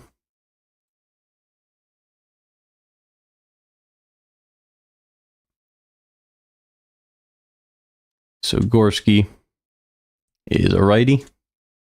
Obviously, we saw some of this earlier, but I'm not sure if they're switch hitters. Haven't seen them enough. Triolo and Peguero. I believe Triolo is just a righty. He is. So regardless, you're going to see a right-handed pitcher here. We can check it, though. Another righty. So yeah, 3 right-handed hitters coming up. Pretty likely you go to a righty if you're the Cardinals. Either that or someone like Steven Matz. Matz is a guy who can get outs, but against 3 righties, I don't see why you would do that. You have a 1-run lead. This is where you want to see Leahy, Maton, Helsley. Although the Cardinals just did that yesterday. So it's interesting. I would definitely stay away from Roycroft. Gracefo looked good yesterday. This is very, very interesting. This is the toughest call of the game. You almost maybe want to try to get Liberatore one more inning, but they will. So I like that. I like that. You don't want to use Leahy and Maton back-to-back games. You want to save one of them for later, as Liberatore goes up 0-2 on Gorski. The reason you do that is because then you have the other one ready to go as well. Here's the 0-2. Swing and a miss on a fastball above the zone, and it's a strikeout for Liberatore. So the Cardinals are going to let Liberatore loose here in the 7th. He'll try to reach 100 pitches and really earn this win today, although he's already earned it. But yeah, you get Liberatore one more inning, and then you go to Maton or Leahy, whichever one has a better matchup. And you have the other one there to safeguard them and pass it over to Helsley. So you have a couple good arms. And if they blow the game, obviously you can go to a lower end member of your bullpen. But due to using those 3 guys yesterday, and Liberatore being at about 90, with how efficient he's been in recent innings, it makes sense to leave him in here. Here's the 0-1 to Triolo. Beautiful curveball inside for strike 2. And it's 0-2 now, with Peguero on deck. Here's the 0-2 pitch. Check swing. He did not go. 1-2. That was a great slider at the bottom of the zone, but Triolo definitely did hold up. The ump is correct about that.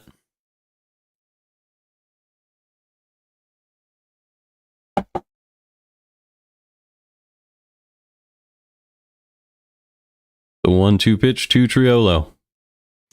Hard hit ball to left field, but Nootbaar ranges over and makes the catch. 2 outs now in the 7th, and that'll bring up Liover Peguero. This will be the last hitter facing Liberatore in all likelihood.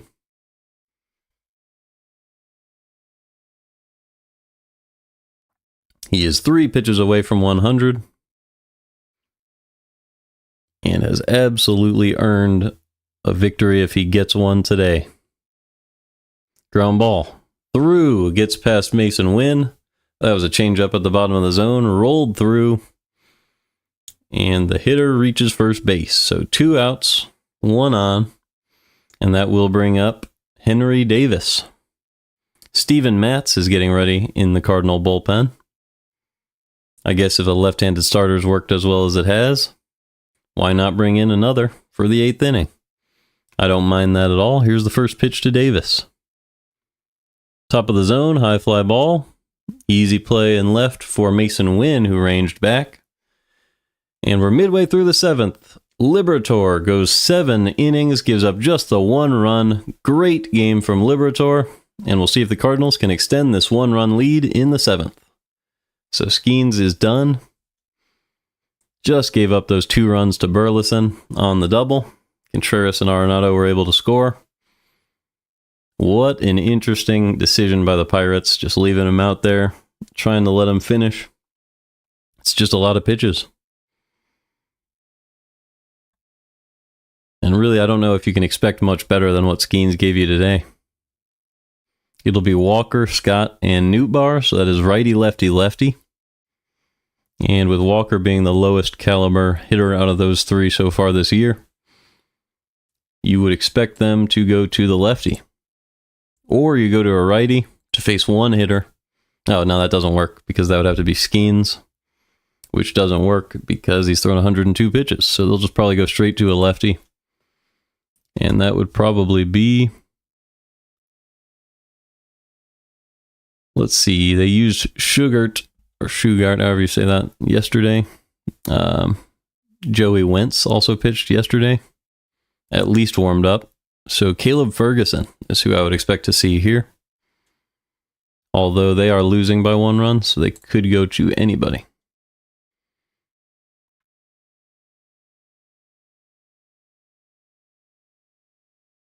But it's only 1 run. I'm going to predict that it'll be Ferguson. I'll pull up the stats for Ferguson, have them ready, and then I can adjust to who they go with.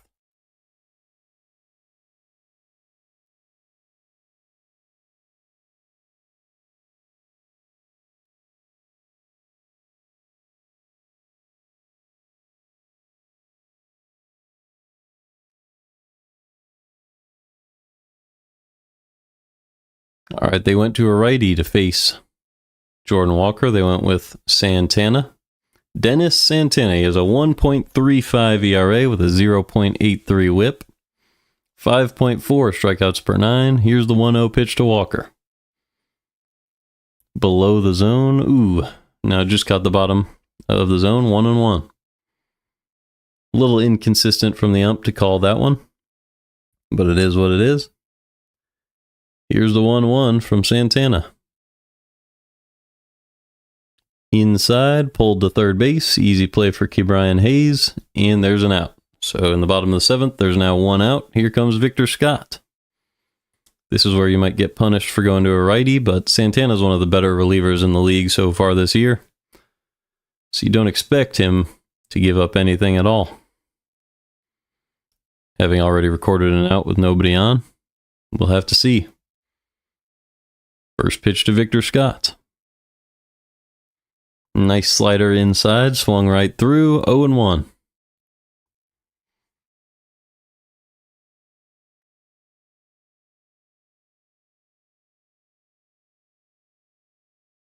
The 0-1 pitch to Scott. Chopped foul, 0-2. That was a slider at the bottom of the zone.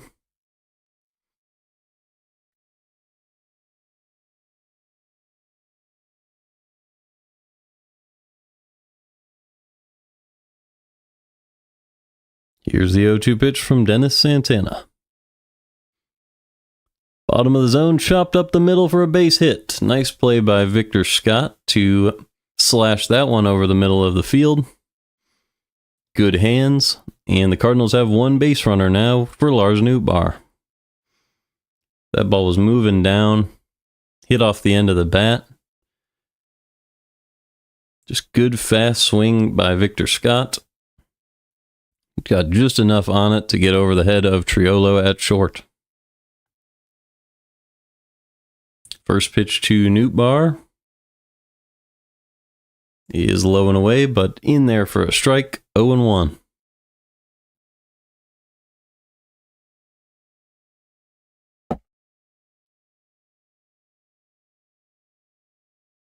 The 0-1 pitch to Lars Nootbaar is below the zone with the slider, 1-1. Victor Scott had a good secondary lead there. Thought about going potentially, but staying at first. 1-1 on Newtbar. They check on Scott, who retreated to the bag safely. Still 1-1. So 1 out, 1 on. Chance for Newtbar to extend the Cardinals' lead. Scott takes a big lead, but does not go. 2-1 now. They missed up and away with the fastball there. Newtbar does have a walk today, but he's 0 for 2. Also has not struck out today. 2-1 pitch. Slider inside, swung on and missed. 2-2 on Newtbar. That was a nice slider from Santana. Went from the up and in part of the zone to the low and in. No chance for Newtbar to get around on it. 2-2 pitch. Scott goes. Fouled off. So Scott will have to return to first. 2-2 count on Newtbar.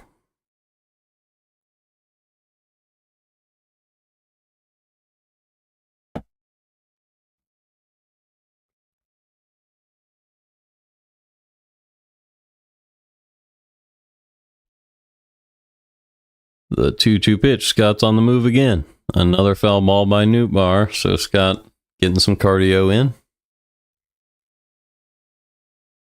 Mason Wynn waiting on deck. You wonder if the Pirates might check on Scott at first, but if they do, then they wouldn't be allowed to check on him a third time. So it's kind of a dangerous game to do any more than one check in today's league. They're holding Scott on. They check on him. He is safe. So that's the second disengagement of the at-bat. So you got to keep that in mind now. Newtbar, well above league average, hitting .242 with 2 strikes this year. League average is .169. And Scott pretty much has free reign to go ahead and steal now. He gets moving, the 2-2. Swing and a miss. Does Scott steal second? Yes, he does. He is safe at second base. Looks like hurt a little bit, as he had to slide a little past the bag and got tagged in the face. But good stolen base by Scott.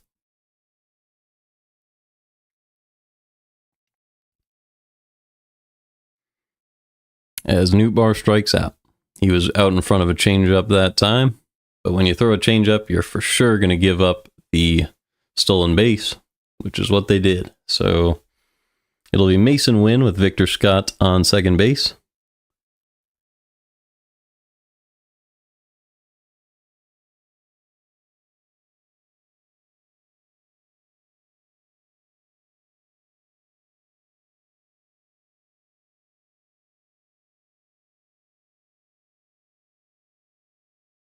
Victor Scott is walking back to the dugout right now. Oh. They made Victor Scott return to first, it looks like. Someone's going to have to explain to me what happened there. Runner on first, I guess, with 2 outs. Here's the pitch to Win. Scott tries to steal second again. This time he's out. And we go to the 8th. So I have no idea why they made him go back.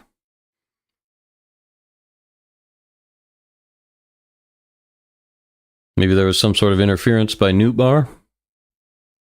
Either way, now we're going to the 8th. Scott got gunned down, and it'll be Wynn, Donovan, and Arenado in the 8th. But first we have to pitch in the 7th. Or sorry, we have to pitch in the top of the 8th. So let's see who that'll be. It'll be the top of the order. O'Neill, Cruz, Brian Reynolds, and Andrew McCutcheon.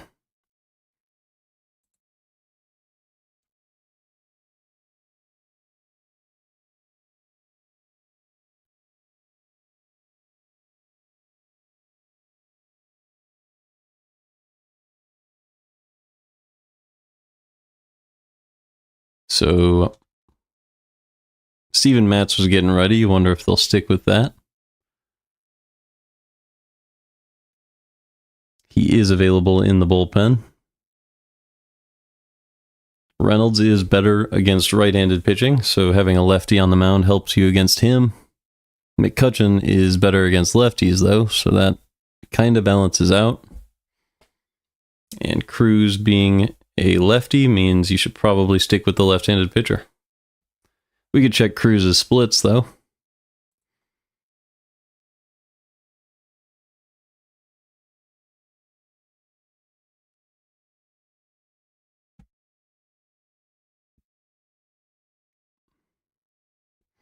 So in his career, O'Neal Cruz against left-handed pitching has a 622 OPS, which is well below the 840 against righties. So lefty is a great decision by Marmol. You go with Matz here, and then you go with Helsley in the ninth. That's very, very good management. Assuming that's what he's going to stick with here.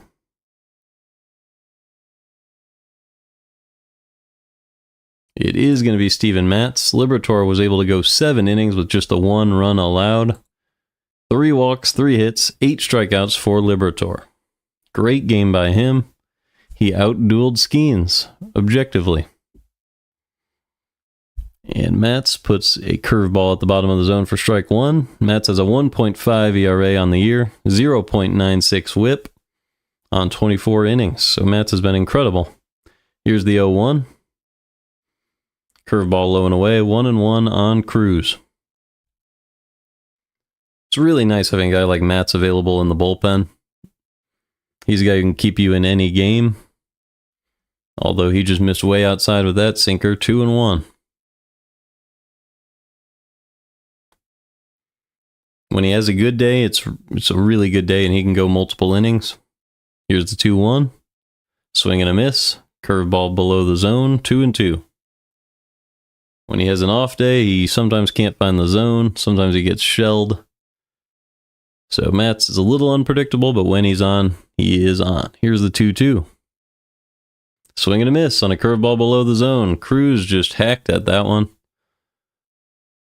haphazardly, and he will walk right back to the dugout. So here comes Brian Reynolds with 1 out and nobody on. Unorthodox hitting there from Cruz. It was his 2nd strikeout of the day.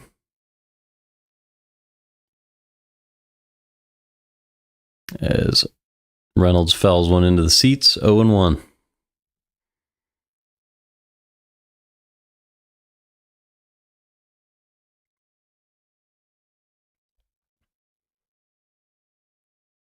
Let's see if Matz can make quick work of Reynolds here. He is 0 for 3 with 2 strikeouts. Matz missed outside with a sinker that time, 1-1.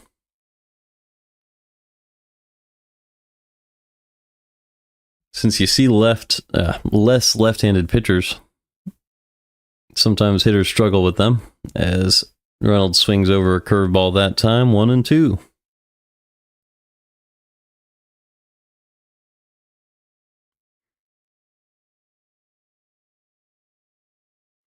So Matz is ahead in the count now.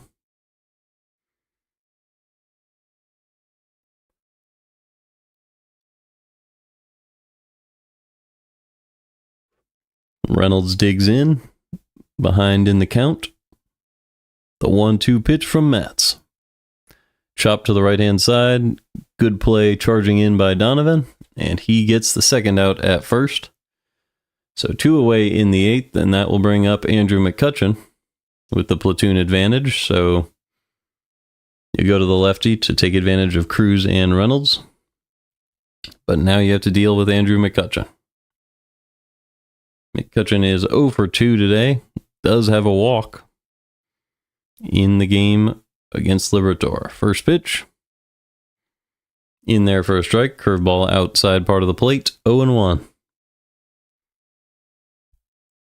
So Matt's just trying to hand the torch over to Helsley here. The 0-1 pitch to McCutchen. Sinker above the zone, 1-1. Pozo out there to talk to Matz. Make sure he makes these last couple pitches clear. I imagine he wasn't expecting the sinker at the top of the zone that time.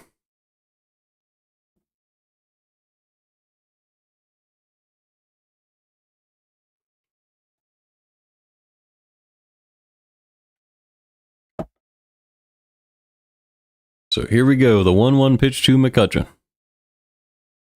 Up and away with the changeup, 2-1.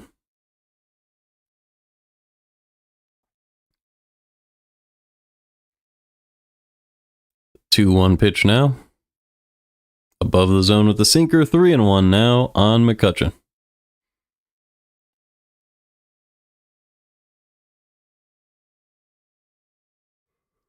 Cardinals have Graceffo getting ready in the pen as McCutcheon fouls one back into the seats, and it's 3-2. So Matt's just trying to get that one last strike on McCutcheon.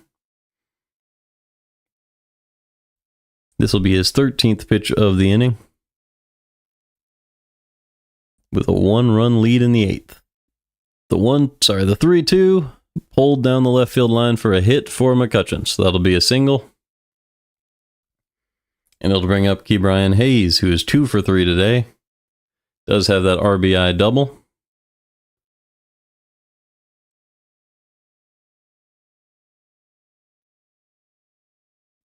It's just a single. Tough here. Hayes looks like he's hitting the lefties well today, so maybe you go to Graceffo right now. This is one of the most important plate appearances of the game. After this, only Gorski Gorski and Peguero have OPSs over 600.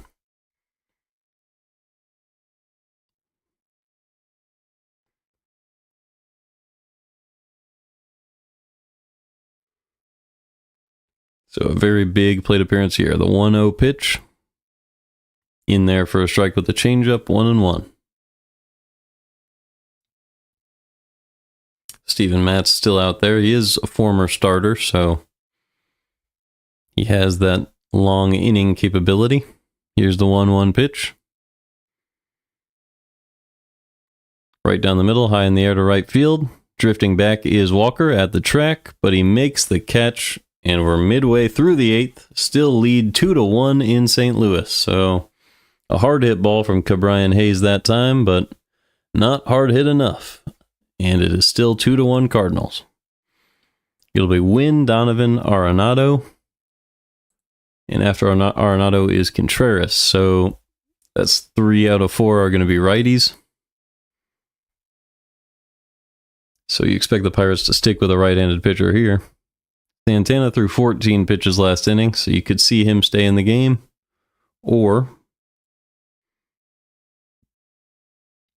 it could go to maybe right back to Shugart. I called him Shugart yesterday, but I heard some other broadcasts calling him Sugart, so that messed with me. So that's probably how you say that, but I'm going to keep sticking with Shugart because it's easier. They also have Holderman available. I would expect it is a 1-run game. If Bednar hasn't pitched in a while, they could just go to Bednar. Or they could stick with Santana. If not those two, I would expect them to go to Holderman because Shugart had a rough day yesterday.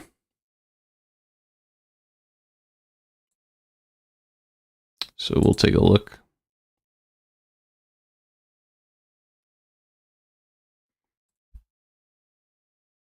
Holderman, I don't think pitched yesterday, so... Ooh, he has not had a good year. He has an 8.44 ERA, 1.88 whip. But last year he was average, so maybe, maybe not.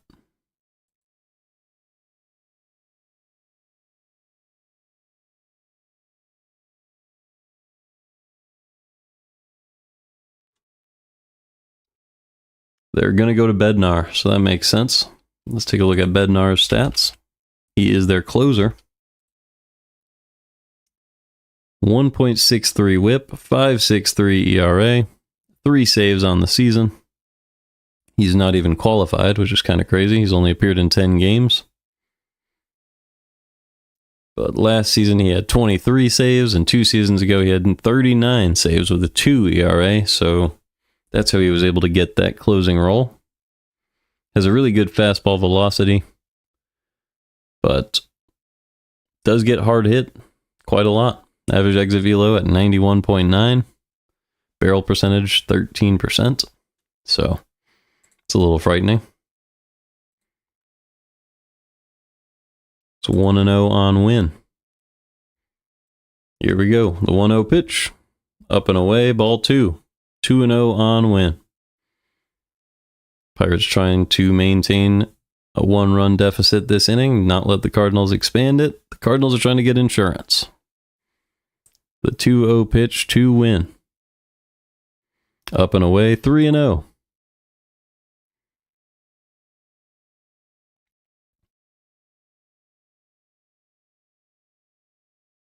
So Win way ahead in the count. It doesn't look like he's going to be swinging here.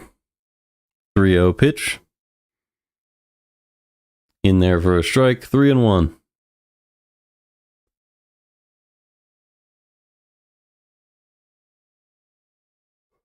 You have a really fast runner like Win. Obviously, you want him to get on base. So you are willing to have him take a couple pitches when you're way ahead in the count. As he fouls back the 3-1 pitch, and is 3-2. He fouled out, struck out, and flew out so far today.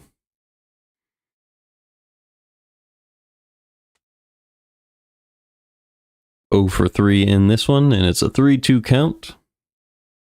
Bednar pitching to Mason Wynn. Here's the pitch.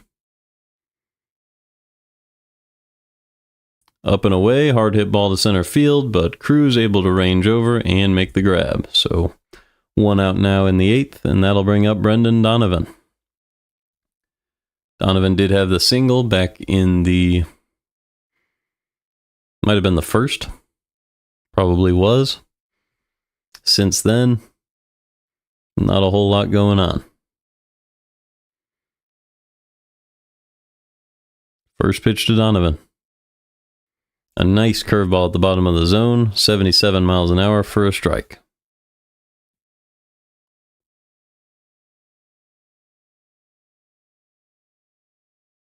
The 0-1 pitch. Well below the zone with the fastball, 1-1. Donovan hitting .336 on the year. He's 1 for 3 today, so just about holding up with his average. We'll see if he has another one in him. Here's the 1-1 pitch. Curveball at the bottom of the zone, chopped high in the air. And a good play by Ke'Bryan Hayes from third. And that's the second out of the 8th. So it chopped over the head of the pitcher, and Hayes had to rush all the way in from third base to make the play, and he did so very quickly with no trouble at all. So 2 outs, and that'll bring up his counterpart, Nolan Arenado, with 2 outs and nobody on. First pitch from Bednar is perfectly placed on the lower outside corner, 0-1. That was a fastball, 97.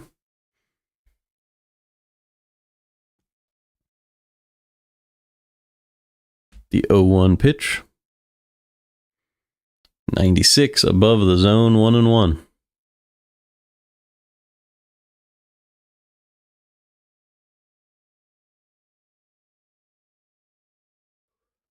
Third pitch to Arenado. Drops a splitter at the top of the zone, in there for a strike, and it's 1-2. Arenado was able to start that big rally against Paul Skenes. He got that single, leading to the Contreras walk. Here's the 1-2. Outside with the curveball, 2-2. Arenado had a single, Contreras had a walk, and then you had the Burleson big 2-run double. And that's how the Cardinals put up both of their runs in this one, trying to stand on that for victory today. Here's the 2-2 pitch to Arenado. Fastball fouled away, still 2-2. Cardinals hoping to maybe extend that lead here in the 8th, but they already have 2 outs and 2 strikes on Arenado.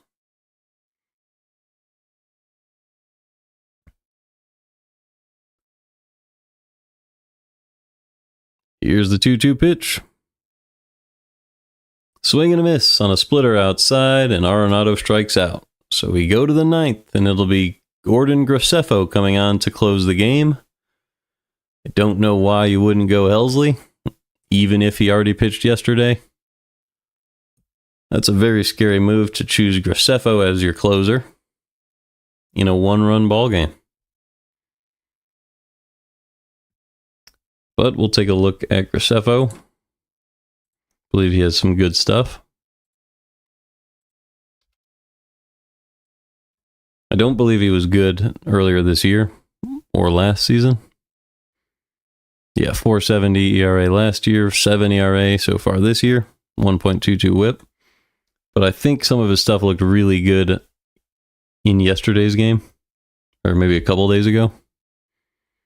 And so I'm going off of that, and I believe that he could do a good job here. Still a crazy thing to trust in the 9th inning with a 1-run lead, even if it's against the bottom half of the Pittsburgh order. But we'll see if he can get it done. Maybe the minor league stats show us something.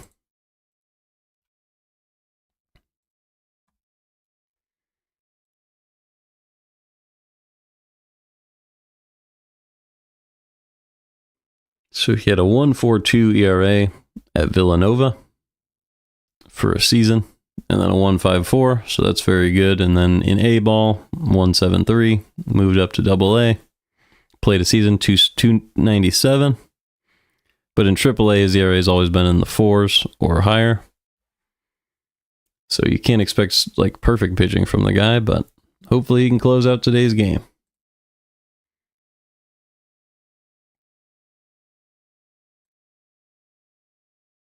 All right, he's on the mound.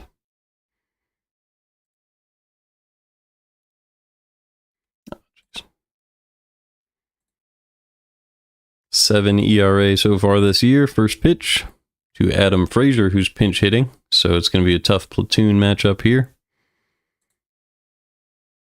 1-0 count on Adam Frazier. Here's the second pitch from Graceffo. Swing and a miss on a slider at the top of the zone. 1-1.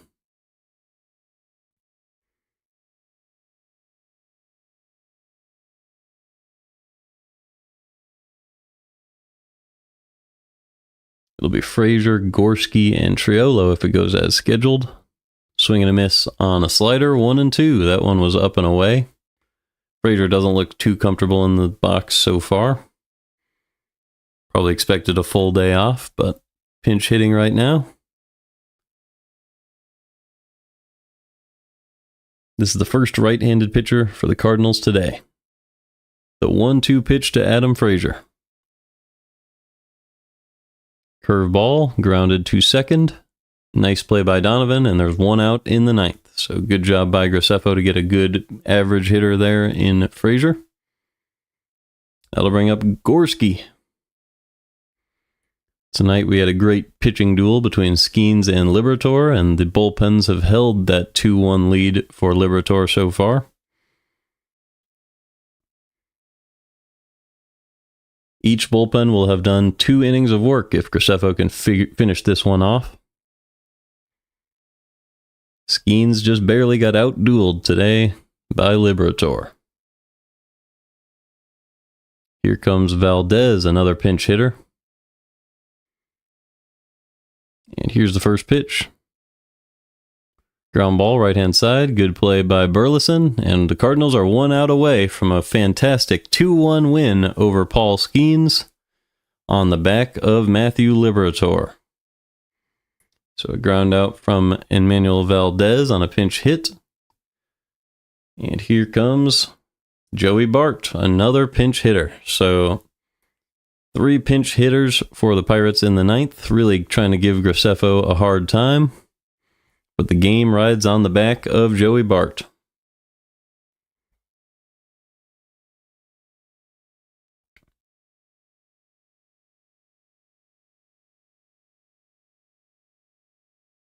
One-run lead for the Cardinals. Game on the line. First pitch to Triolo. Or Bart, actually. But fly ball to center field. Catch made by Scott. And the Cardinals win 2-1. Fantastic game for the Cardinals. Liberatore outduels Skenes. Burleson delivers with the 2-run double. And the bullpen holds it up. A save for Graceffo. And the Cardinals will look to sweep tomorrow against the Pirates. That is incredible. Great job by Graceffo. He got his first career save. Cardinals got the ball for him.